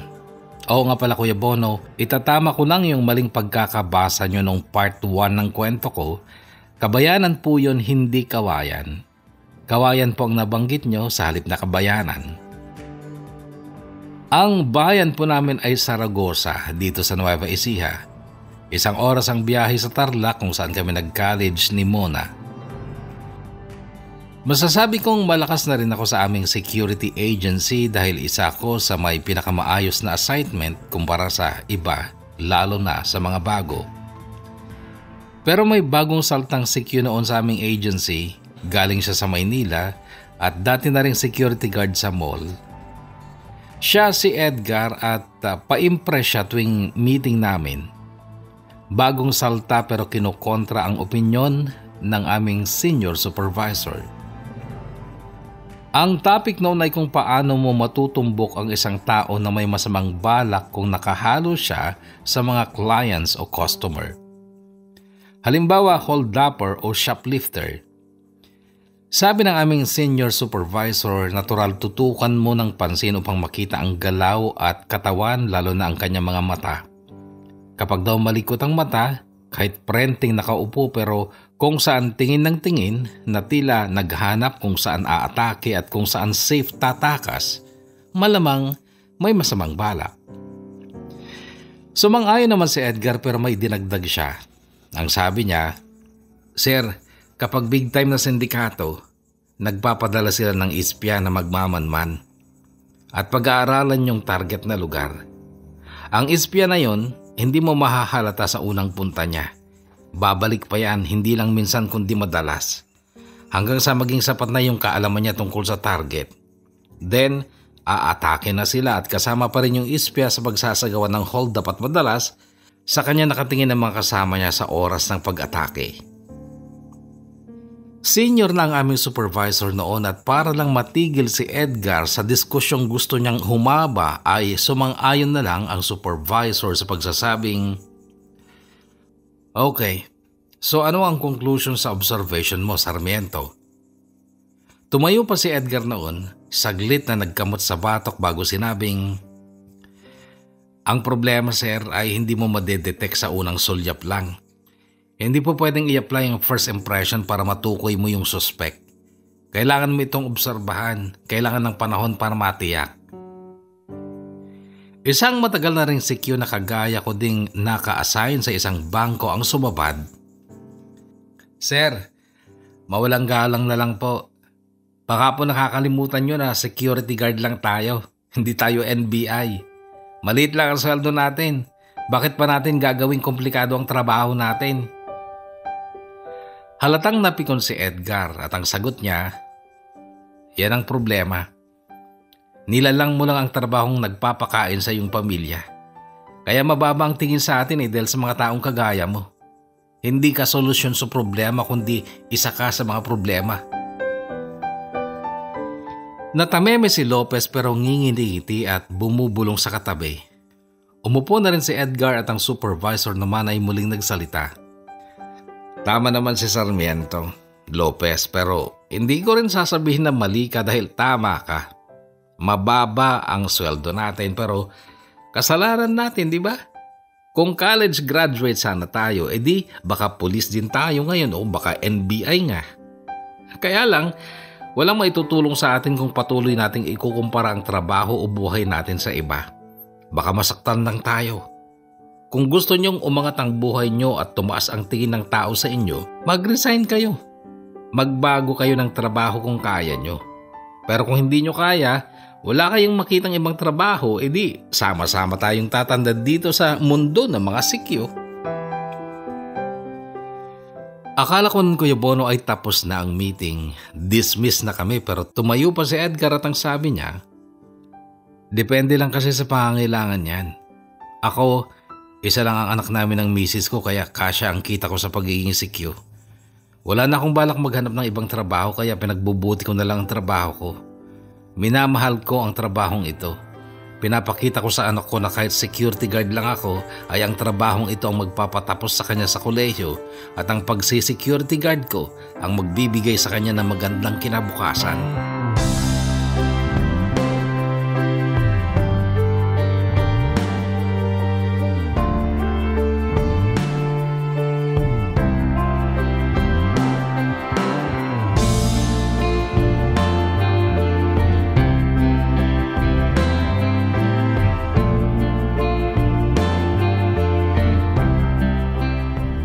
Pagkatapos ng meeting namin nung hapong yon ay nag-uwian na kami. May meeting ulit kinabukasan ng umaga para naman sa mga sikyo na panggabi. Pagdating ko ng bahay, may dinatnan akong problema. Si Steven, ang anak ni Mona sa una niyang lalaki, ay nakasira ng iPhone ng barkada niya at hinihingan siya ng 3,000 pesos bilang share niya sa pagpapagawa ng iPhone na nasira niya. Kaagad akong napamura na naman noon dahil sa matinding galit, pero wala si Steven noon. Matik na hindi na naman siya uuwi dahil alam niyang malilintikan na naman siya sa akin. Gusto ko mag-abroad, Cordy. Biglang nasabi ni Mona sa gitna ng pagka-high blood ko sa nagawa ng anak niya. Hindi ko siya pinansin. Kawawa ang mga bata. Gustong-gusto nila magkaroon ng cellphone. Naiinggit sila sa mga kaibigan nila. Noong pagkakataong yun, Kuya Bono, ay napatitig ako sa magandang mukha ng asawa ko. Matabang-mataba na siya noon at halos nakapatong na lang ang ulo niya sa balikat niya, pero wala siyang sakit. High blood o anuman, wala. Napatingin ako sa kanya kasi dati, noong bago pa lang kami, ay talagang hindi ko siya pinayagang magtrabaho dahil sa takot kong baka masalisihan na naman ako ng ibang lalaki. Ganon ko siya kamahal noon. Malingat lang ako at wala siya sa paningin ko, natataranta na ako. Pero nung araw na yun na sinabi niyang gusto niyang mag-abroad, ang sabi ko, saan ka mag-abroad? Kahit saan. Hong Kong, Middle East. Anong trabaho papasukin mo? Domestic helper. Domestic helper? Graduate ka ng college mo na domestic helper? Noong nagtrabaho siya sa Laguna, Kuya Bono, ay nag-aral siya ng panggabi kaya't nakatapos nga siya ng college. Wala na akong natatandaan sa pinag-aralan ko, Cordy, at isa pa, high-tech na ngayon. 16 years mahigit na akong taong bahay. Computer na lahat ngayon. At yung huling trabaho ko sa Laguna, hindi rin naman ako nahawak ng computer. Isa pa, marami namang college graduate ang nag-DH na lang eh. Trabahong bahay yun muna. Baka naman sisantihin ka kaagad ng amo mo dahil hindi ka naman masipag, hindi ka rin masinop. Dito sa bahay hindi, pero kapag uobligahan ko sarili ko, kaya ko maging masipag, Cordy. So determinado kang mag-abroad? Oo. Para magka-cellphone ang mga anak mo? Hindi lang yun, syempre. Maraming dahilan, Cordy. Hindi mo ba nakikita? Sabi niya tsaka iginala sa loob ng bahay ang paningin niya. Noong sandaling yun, Kuya Bono, ay sure ako sa sarili ko na hindi ko siya pipigilan. Hindi dahil sa hindi ko na siya mahal, kundi dahil mas maliit na yung takot ko na magkaroon pa ako ng karibal sa kanya dahil matabang-mataba na siya. Hindi na siya sexy. Isa pang dahilan din ng katabaan ni Mona sa pagdududa ko kung matatanggap siya sa applyan niya. Papayagan mo ba ako, Cordy? Narinig kong tanong niya. Hindi. Sagot ko pero kasinungalingan yon. Kaya lang nagulat ako sa sumunod niyang sinabi. Grabe, wala ka talagang pakiramdam, Cordy. Wala kang awa sa pamilya mo. Hindi ka ba nanliit o nainggit man lang nung makita mo si Melda at Cardo? Ang ganda ng buhay nila, tayo para tayong kawawa. Napatitig muli ako sa asawa ko pero napapangiti ang loob ko. Ang totoo, hindi ako nakadama ng panliliit o inggit sa tagumpay ni Melda at Cardo kasi buong puso kong tinanggap na ang kinahinatnan ng buhay ko ay karma ko. At kaya ako natinag sa sinabi ng asawa ko ay dahil hindi pala kami pareho ng pananaw. Nanliit pala siya, nainggit. Kaya noon ay parang nagkaroon na siya ng motivation para pausadin ang estado ng buhay namin. At yung determinasyong nakita ko sa mga mata ni Mona noon ay nagpabilis sa tibok ng puso ko. Ang sabi ko sa kanya, hindi ako papayag na mag-abroad ka. Inutil ka talaga. Mabilis siyang sagot. Hindi ako papayag na a-abroad ka, Mona, dahil ako ang mag-a-abroad. Ako ang magtatrabaho para sa inyo ng mga bata.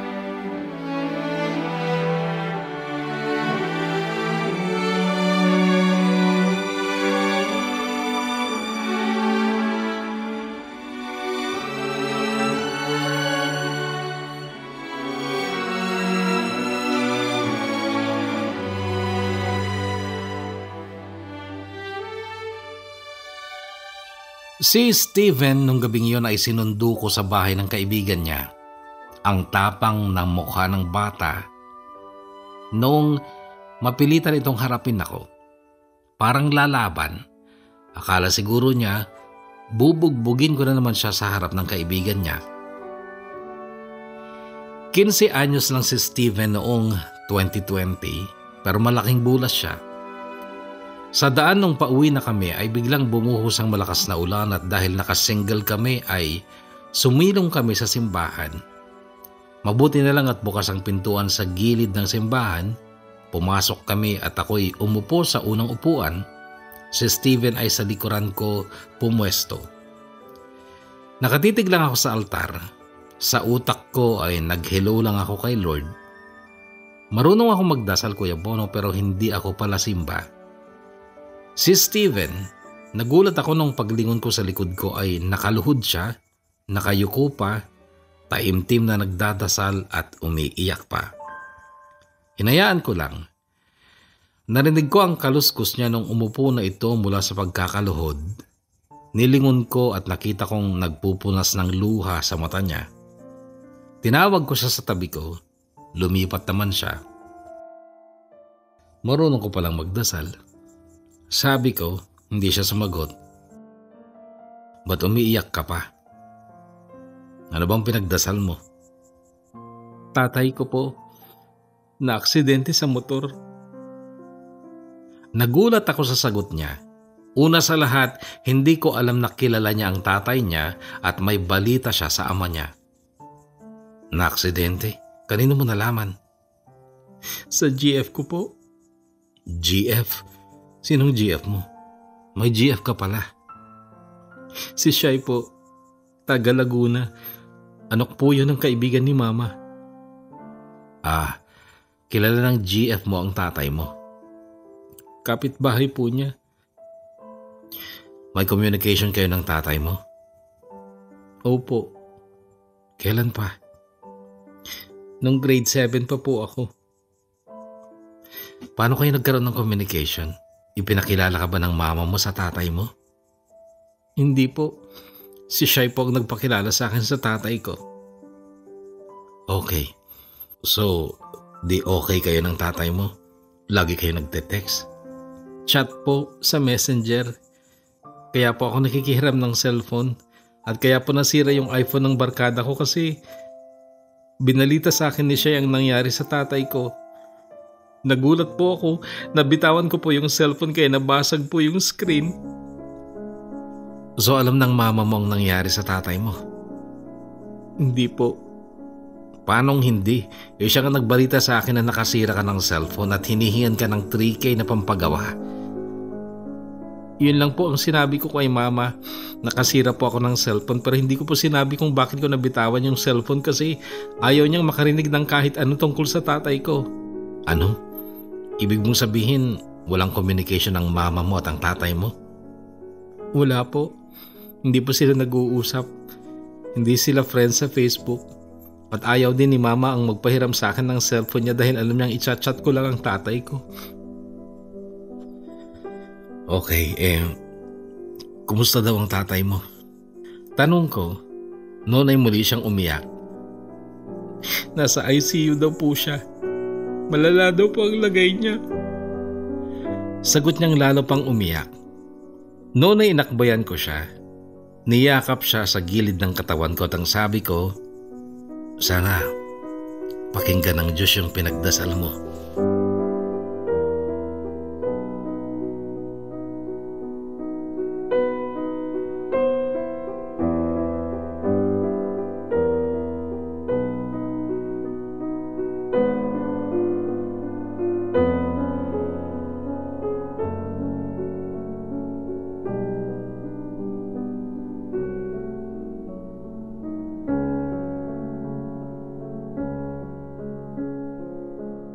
Namatay ang tatay ni Steven. Sobrang nalungkot ang bata. Nung araw na yon, nagkulong siya sa kwarto nila at halos walang tigil sa pag-iyak. Ayaw niyang pagbuksan ang mama niya pero nung ako ang kumatok, pinagbuksan niya ako at ang bungad niya sa akin, Papa, Gusto kong makita ang tatay ko.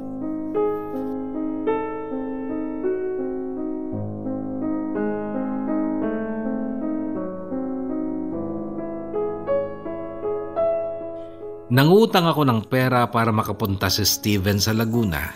Kasama ako. Last night na nang lamay nung dumating kami. Nakilala ko din si Shai na maganda, matalino at matapang na bata. Si Shai ang nagpakilala kay Steven sa lolo at lola ni Steven, pero ang asawa ng tatay niya ay naging napakabait din kay Steven. Inilapit nito si Steven sa mga kapatid nito sa ama. Ako noon ang sobrang na-OP sa lamay dahil hindi naman ako pinakilala ni Steven sa pamilya ng tatay niya. Mabuti na lang at walking distance lang ang sentro ng San Pablo sa bahay ng tatay ni Steven. Sa mga karinderya ako kumakain at sa mga public CR ako nagkukubeta. May isang tricycle sa harapan ng bahay kung saan naroon ang lamay. Doon ako natulog nung madaling araw na. Kinabukasan ay libing, nakipaglibing din ako. At nung matapos ang libing, umalik kami sa bahay ng lolo at lola ni Steven at noon pa lang ako tinawag ni Steven. Kakausapin ka daw po ng lolo ko. Nagpunta naman ako at ang tanong kaagad sa akin ng matanda ay, pwede bang iwanan mo na lang dito ang apo namin? Ang sagot ko, hindi pa ako makakapag-desisyon yan kundi ang mama niya. Kung gusto niyo po, tatawagan ko si Mona, kausapin niyo. Sige nga. Sagot ng matanda. Inilabas ko ang cellphone ko at hinanap ko sa phone book ko ang number ni Mona pero lumapit si Steven. Humawak siya sa kamay kong may hawak ng cellphone at ang sabi niya, Papa, wag na po. Sasama po ako sa inyo sa pag-uwi ng Saragosa.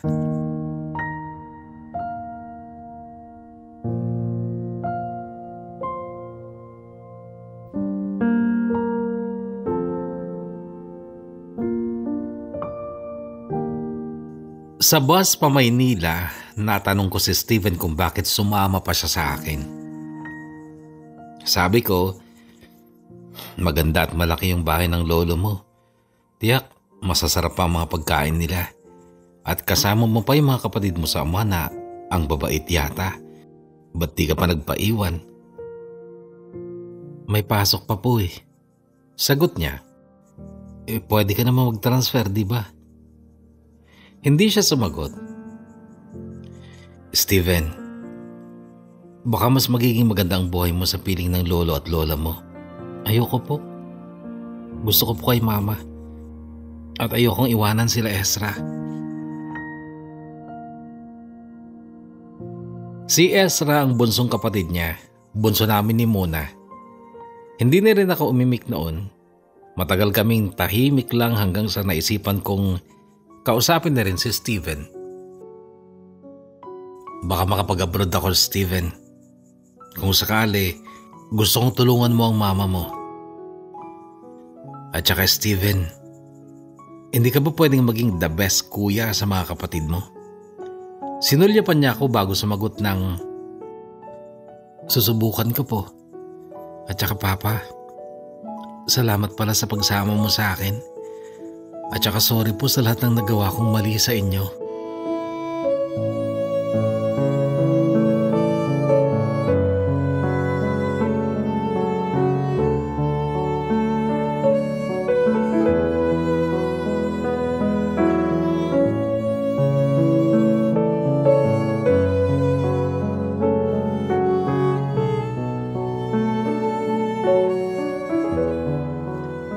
Mag-asawa na kami ni Mona nung isilang niya si Steven pero bago siya manganak ay ipinagtapat niya sa akin na dati na siyang buntis nung uwian niya ako at hindi ako ang ama ng bata.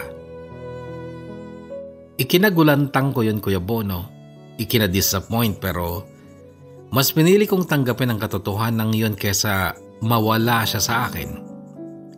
Hindi ko rin nagustuhan na siya pa ang nagsabi sa pamilya ko na hindi ako ang ama ng batang isisilang niya dahil ang gusto ko sana ay panatilihan na lang naming lihim ang tungkol doon kaso mataas pa ang bilib niya sa sarili niya noon. Sabi niya kapag naramdaman niyang hindi namin siya tanggap, aalis siya. Nagkunwari akong tanggap ko ang anak niya, si Steven. Pati sa ibang tao, ipinakita ko na tanggap ko ang bata pero hindi ko ramdam ang pagiging ama sa kanya. At maging si Steven, alam kong naramdaman din niyang hindi ko talaga siya gusto. Kaya nga, konting kamali lang niya nung lumalaki na siya ay may tama kaagad siya sa akin. Nagsilang pa ng 3 bulog si Mona. Puro sila lalaki at para lang hindi halata, pati ang mga tunay kong anak kapag pumalpak, sinasapak ko rin.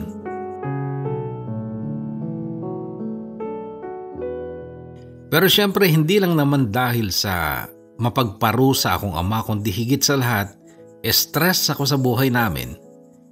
Nagsasaka lang ako noon at nung tumigil na si Papa sa pagsasaka dahil may edad na kukunin na sila ng ate kong nakapag-asawa ng taga Dumaguete, pinarte-parte niya na ang bukid at pinamana sa aming magkakapatid. 1.5 hektarya lang ang napunta sa akin dahil ang bahay at lupa ng magulang ko ay sa akin din ibinigay. Yung ibang kapatid ko, 3 hektarya sila.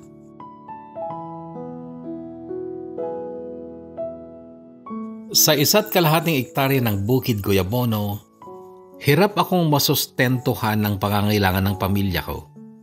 Yung huling buwan bago mag-anihan, naghihirap kami. Halos wala kaming maiulam at puro utang si Mona sa tindahan.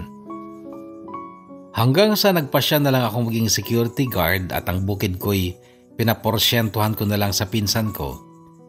Kaya noong biglang magpakita sina Melda at Cardo, sinampingil ako ng katotohanang nakarma ako.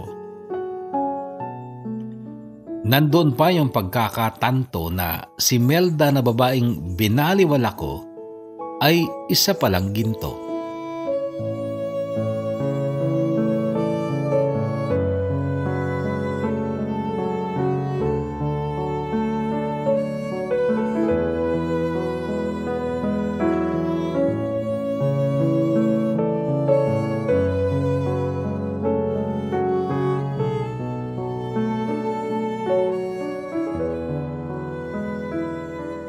March 2021 ako lumuwas upang maghanap ng ma-apply ang trabaho sa abroad. Medyo mahigpit pa noon dahil sa COVID-19, may face mask na, may face shield pa. Pero sabi ko noon kahit anong trabaho papasukin ko, pati construction sa Middle East, in-applyan ko kahit wala naman akong skills. Pero ang pinagdasal kong trabaho ay yung sa distribution company dahil gano'n ang trabaho ko noon sa Taguig. Pero sabi ko noon kung yung construction ang tatawag sa akin, papatulan ko pa rin kahit wala akong special skills sa construction. Tiwala lang sa sarili na kapag ginusto ko, matututunan ko. 7 agency ang pinagpasahan ko ng resume ko. Lahat ang sabi, tatawag na lang. Naghintay ako. Noong unang buwan matapos ng pag-a-apply ko, naka-duty ako bilang gwardya. Pag naramdaman kong nag-vibrate ang cellphone sa bulsa ko, chine-check ko kaagad dahil baka agency na ang nag-text o tumatawag. Kaso, ni isa sa 7 in-applyan ko, walang tumawag.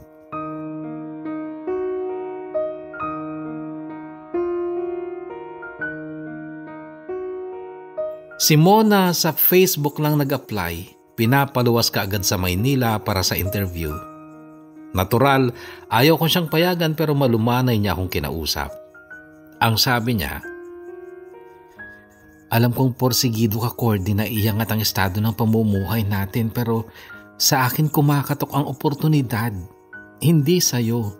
Pero kahit hindi sa'yo kundi sa akin nga, pareho lang namang para sa pamilya natin to. Kung palalagpasin ko pa ito, Cordy, baka lipasan na lang tayo ng magandang pagkakataon.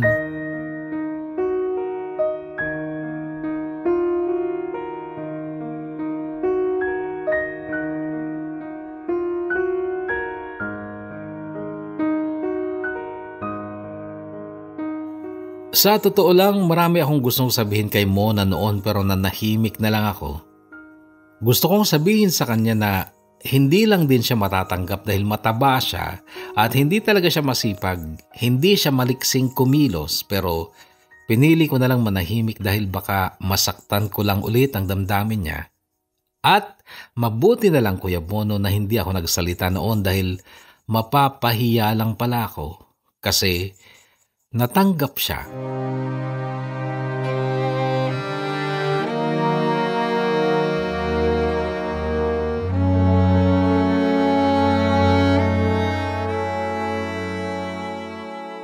July 27, 2021 ay nag-flight siya papuntang Kuwait upang magsilbi bilang DH.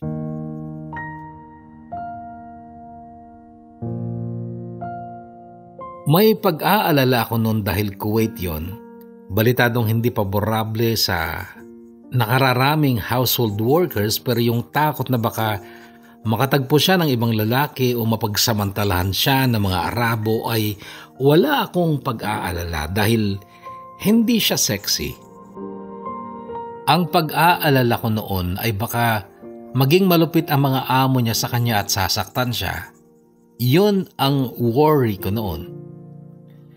Pero nakarating siya ng Kuwait at pangalawang araw pa lang ay nag-video call siya at ang sabi, mukhang mabait naman yung mga amo ko kaya lang minsan lang daw sa isang buwan ako pwedeng mag-cellphone. Kukunin nila itong cellphone ko pero pag daw araw ng sweldo ko, ibibigay nila sa akin itong cellphone para makapag-chat ako sa inyo.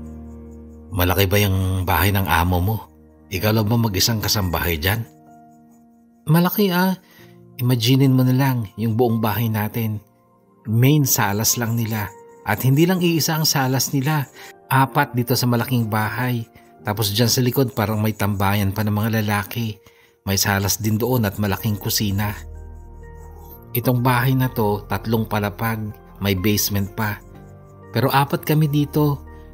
May isang Pinay na taga Mindanao, yung isa Indonesian at yung isa itim, taga Ethiopia. Ang tanong mo na, kaya mo ba? Kakayanin ko hindi ba big deal sa mga amo mo na malaki ka?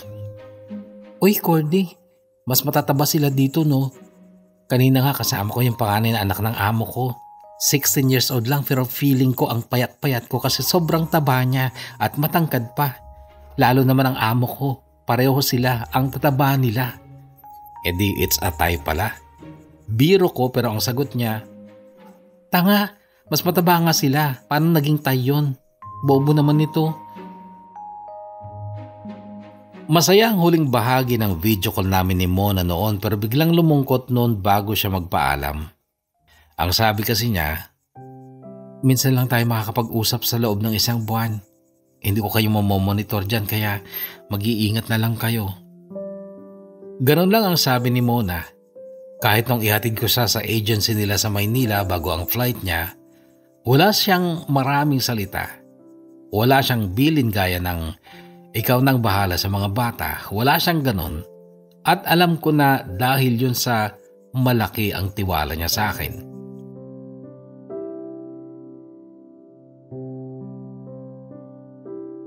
Ipinagpatuloy ko ang paggugwardya ko at muli kong kinausap si Steven kung pwede niya akong tulungan sa mga obligasyon sa bahay. Sinagot lang niya ako ng, susubukan ko po. Pero may isang hapon na dumating ako sa bahay at tila nanibago ako sa kalinisang nadatnan ko. Steven, tawag ko pero walang sumasagot. Walang ingay ng bata sa loob. Napansin ko sa tabi ng pinto ang nakapaskil na schedule. Likod yun ng malaking kalendaryong luma. Napangiti na lang ako nang basahin ko ito. May schedule ng paghuhugas ng pinggan, pagsasaing, paglilinis sa salas, kusina, banyo. At kapag Sabado at Linggo, may schedule pa ng 4 na oras na pag-aaral nila. May pangalan din ako sa schedule. Ang nakalagay ay Boss Cordy. At ang nakaatas naman sa akin ay paglalaba tuwing Linggo at pagluluto ng almusal araw-araw. Sagad hanggang tenga ang ngiti ko noon. Lumakad ako sa kusina at noon ko palang narinig ang ingay nila. Nasa likod pala sila, kasama nila ang lolo nila, si Papa, at ginagawa nila ang sirang kubo na dating pahingaan namin pero sinira ng nagdaang bagyo. Tulong-tulong silang magkakapatid sa pag-assist sa lolo nila. That time ay 15 anyos si Steven, 13 si Monray, 11 anyos si Dio at 9 years old naman si Ezra. Pinicturan ko sila noon. Sinend ko kay Mona kahit na alam kong hindi pa niya kaagad makikita dahil once a month lang niya nahahawakan ang cellphone niya.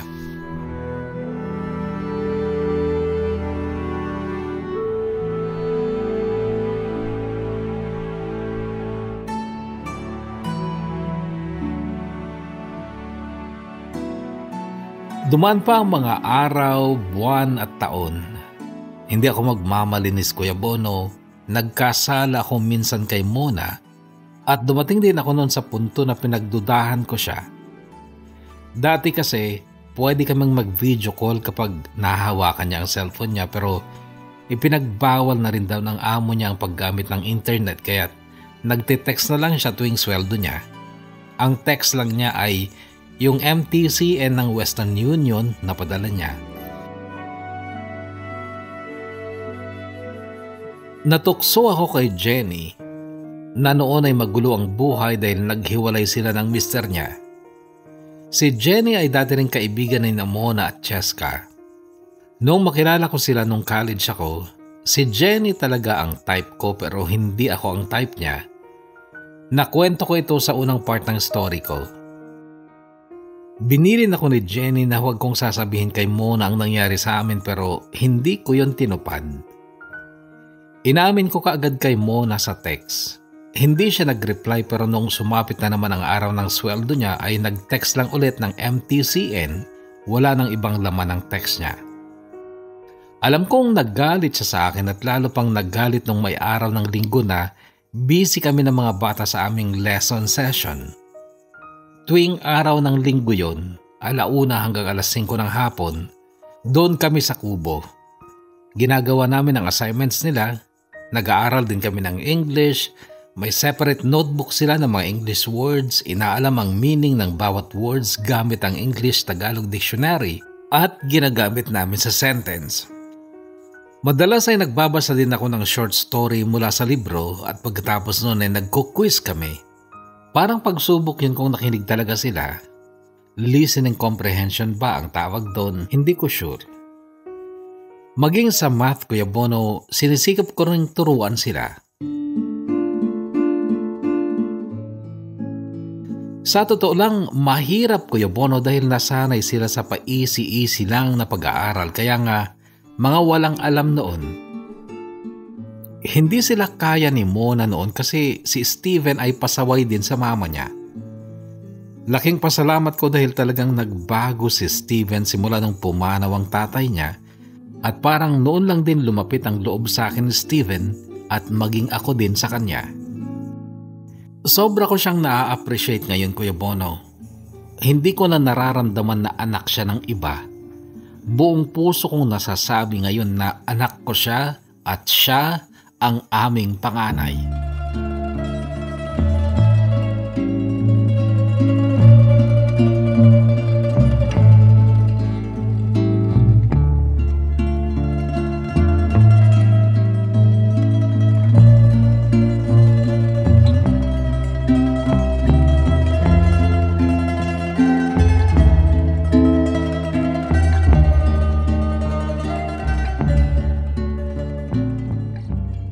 Noong mga panahon yun, Kuya Bono, ay parang dalawa na lang ang buhay ko.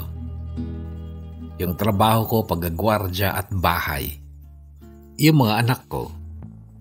Dumating pa sa punto na hinamon ko sila na kung sino ang magkaka-honor sa kanila ay may matatanggap na reward mula sa akin. Sige, deal, Papa. Halos mag-chorus sila sa sagot nila. Dalawa lang ang nagka-honor, si Bunso na si Ezra at si Steven pero lahat sila ay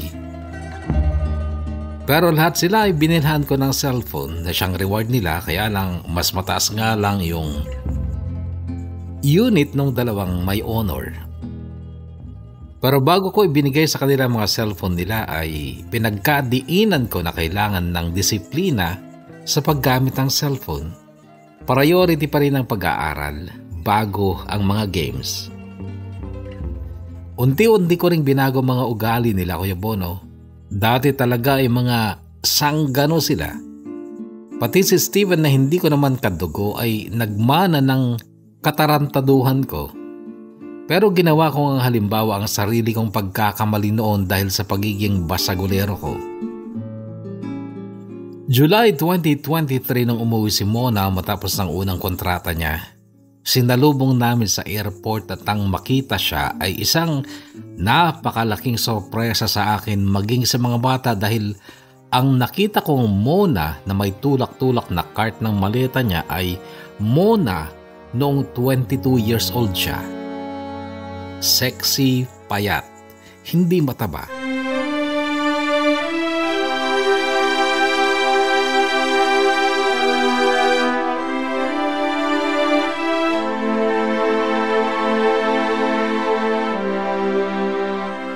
Kinagabihan sa bahay, tulog na mga bata pero tila nagmamailap sa akin si Mona.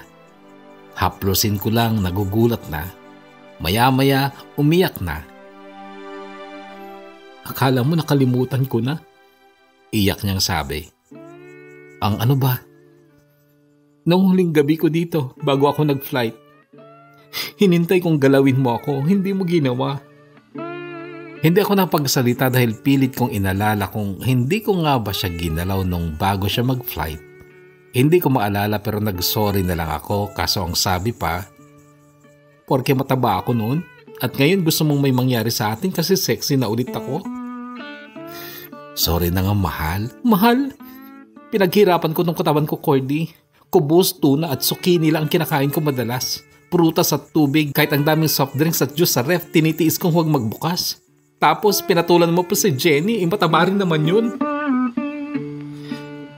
Sige na nga kung ayaw mo.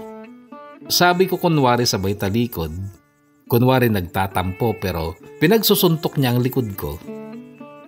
Noon ay hinarap ko na siya, niyakap at siniil ng halik hanggang sa doon lang din humantong sa labing-labing.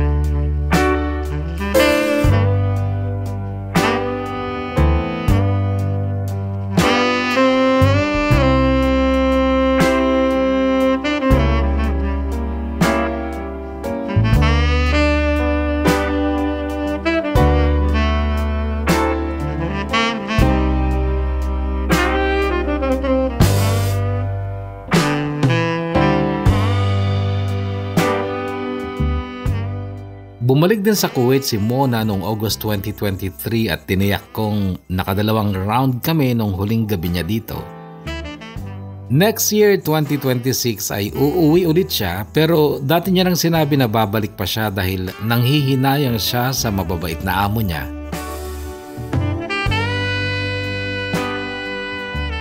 Mula nung matapos ang unang kontrata niya ay hindi na binawi sa kanyang cellphone niya kaya kahit anong oras ay nakakapag-chat na kami. Sina Ezra at Steven ang laging nagkaka-honor noon at napanatili nila ang magagandang grades nila hanggang sa noong magtapos si Steven ng high school. Ngayon Kuya Bono ay 21 na si Steven, third year college sa kursong criminology din. Yung dalawa sina Dio at Monray hindi man nagkaka-honor pero hindi rin sila mahihina gaya ng dati noon na talagang wala silang natututunan sa eskwela. Gayunpaman, kahit hindi sila lahat nakakatanggap ng award tuwing Recognition Day ay may pagmamalaki ko pa rin sila kasi napakalaki ng pagbabago nila. Hindi man excellent pero ramdam ko ang saya dahil kahit papano'y nagtatagumpay ako sa role ko dito habang ang asawa ko'y nagpapaalila sa ibang bansa. Hindi ko na babanggitin sina Cardo at Melda at mga anak nila. Ayoko nang magkumpara pero sige, mas okay pa rin sila kesa sa amin kasi lalo pa silang umaasenso at kami ay napakasimple pa rin, masasabing nakakaraos lang sa buhay. Kung may lubos man akong ikinaliligaya ngayon, Kuya Bono, ay yung tibay ngayon ng aking pamilya. Simula nung bumalik si Mona sa Kuwait matapos ng unang kontrata niya, nangako ako sa sarili ko na hindi na ako magpapatangay sa tukso ng iba at proud ako sa sarili ko dahil nagagawa ko ito. Kahit na hindi naging big deal kay Mona noon ang pagpatol ko sa dating kaibigan niya. Mahaba ang pasensya ng asawa ko, Kuya Bono, pero ayokong paiksihin kaya nagsisikap talaga akong hindi na masira ang tiwala niya. Kung maalala niyo si Edgar, ang kasamahan kong security guard na mayroong nag-iisang anak, kamakailan ay pumasa sa Civil Engineering Board exam ang anak niya. At feeling proud ako para sa kanya kasi sa paggugwardya niya ay nakamit nila ang pangarap nila. Kaya't kahit ako mang nagkakaedad na'y hindi pa rin ako bibitaw sa pagiging gwardya hanggat kailangan pa nila ang serbisyo ko dahil may mga anak din akong kahit papano'y natutulungan kong maabot ang mga pangarap nila. Hanggang dito na lang, Kuya Bono, at maraming salamat kung sa muli ay babasahin mo ulit ang kwento ng buhay at pag-ibig ko.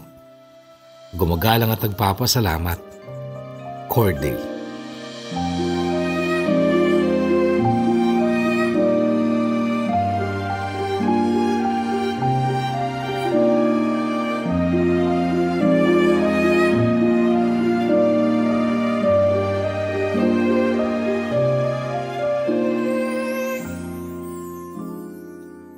Napakaganda ng kwento mo, kahugot na Cordy. Ha? Congratulations sa'yo, ano? Alam mo yung mga nangyari ay parang hindi man plinano pero kursa na lang nangyari, hindi ba? Maswerte ka sapagkat ang taong yon ay nagsimula talagang magkaroon ng mga pagbabago sa buhay nyo. Na kahit hindi nyo talaga plinano, biglaan na lang, hindi ba? So kung minsan ay dapat tayong maniwala na gumagawa ang tadhana o ang Diyos sa buhay natin kahit hindi tayo nagpaplano. Basta manatili lang tayong kaaya-aya sa kanyang paningin.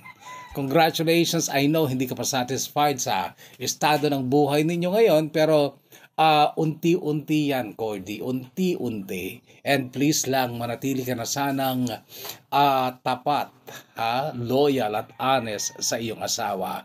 Sapagkat dyan, sa pagiging dishonest at hindi pagiging loyal sa babaeng sinumpaan mo makasama sa harap ng altar habang buhay, kapag ikaw ay gumawa ng foul, maaring magsisi ka sa huling parte at hindi yan basta karma na lang kundi baka pagsisisihan mo na ng habang buhay. So please, manatili ka ng tapat at manatili ka ring mapagmahal. Tama yung mga ginagawa nyo ng mga anak mo at hindi tama talaga yung masyado kang mapagparusa. Natutunan mo na yan, hindi ba? And you learn from it at hindi mo na ginawa. That's why everything is going smoothly and kahit unti-unti ay nagpa-progress yan. Congratulations! Napakaganda ng kwento mo ngayon, kahugot na Cordy. At ngayon sa ating mga shoutout, narito mga pa-shoutout, and shoutout to you, Jane Tridanyo, shoutout to you, ganun din kay Elisa Joy Etang, pa-shoutout po from Ramon Isabela pero nangangamuhan dito sa Tin Hau, Hong Kong. Salamat Elisa Joy Etang. At ito naman, Erna Galang. Hello Kuya Bo, listening here in Sharjah, UAE from Delfin Albano, Isabela. And hindi ko na narinig pero makikinig pa rin. Shout out naman Kuya Bono, name ko Nurayhan, supportan nyo from Saudi. Matagal na akong taga-abang mo. Maraming salamat Nurayhan Dimarin.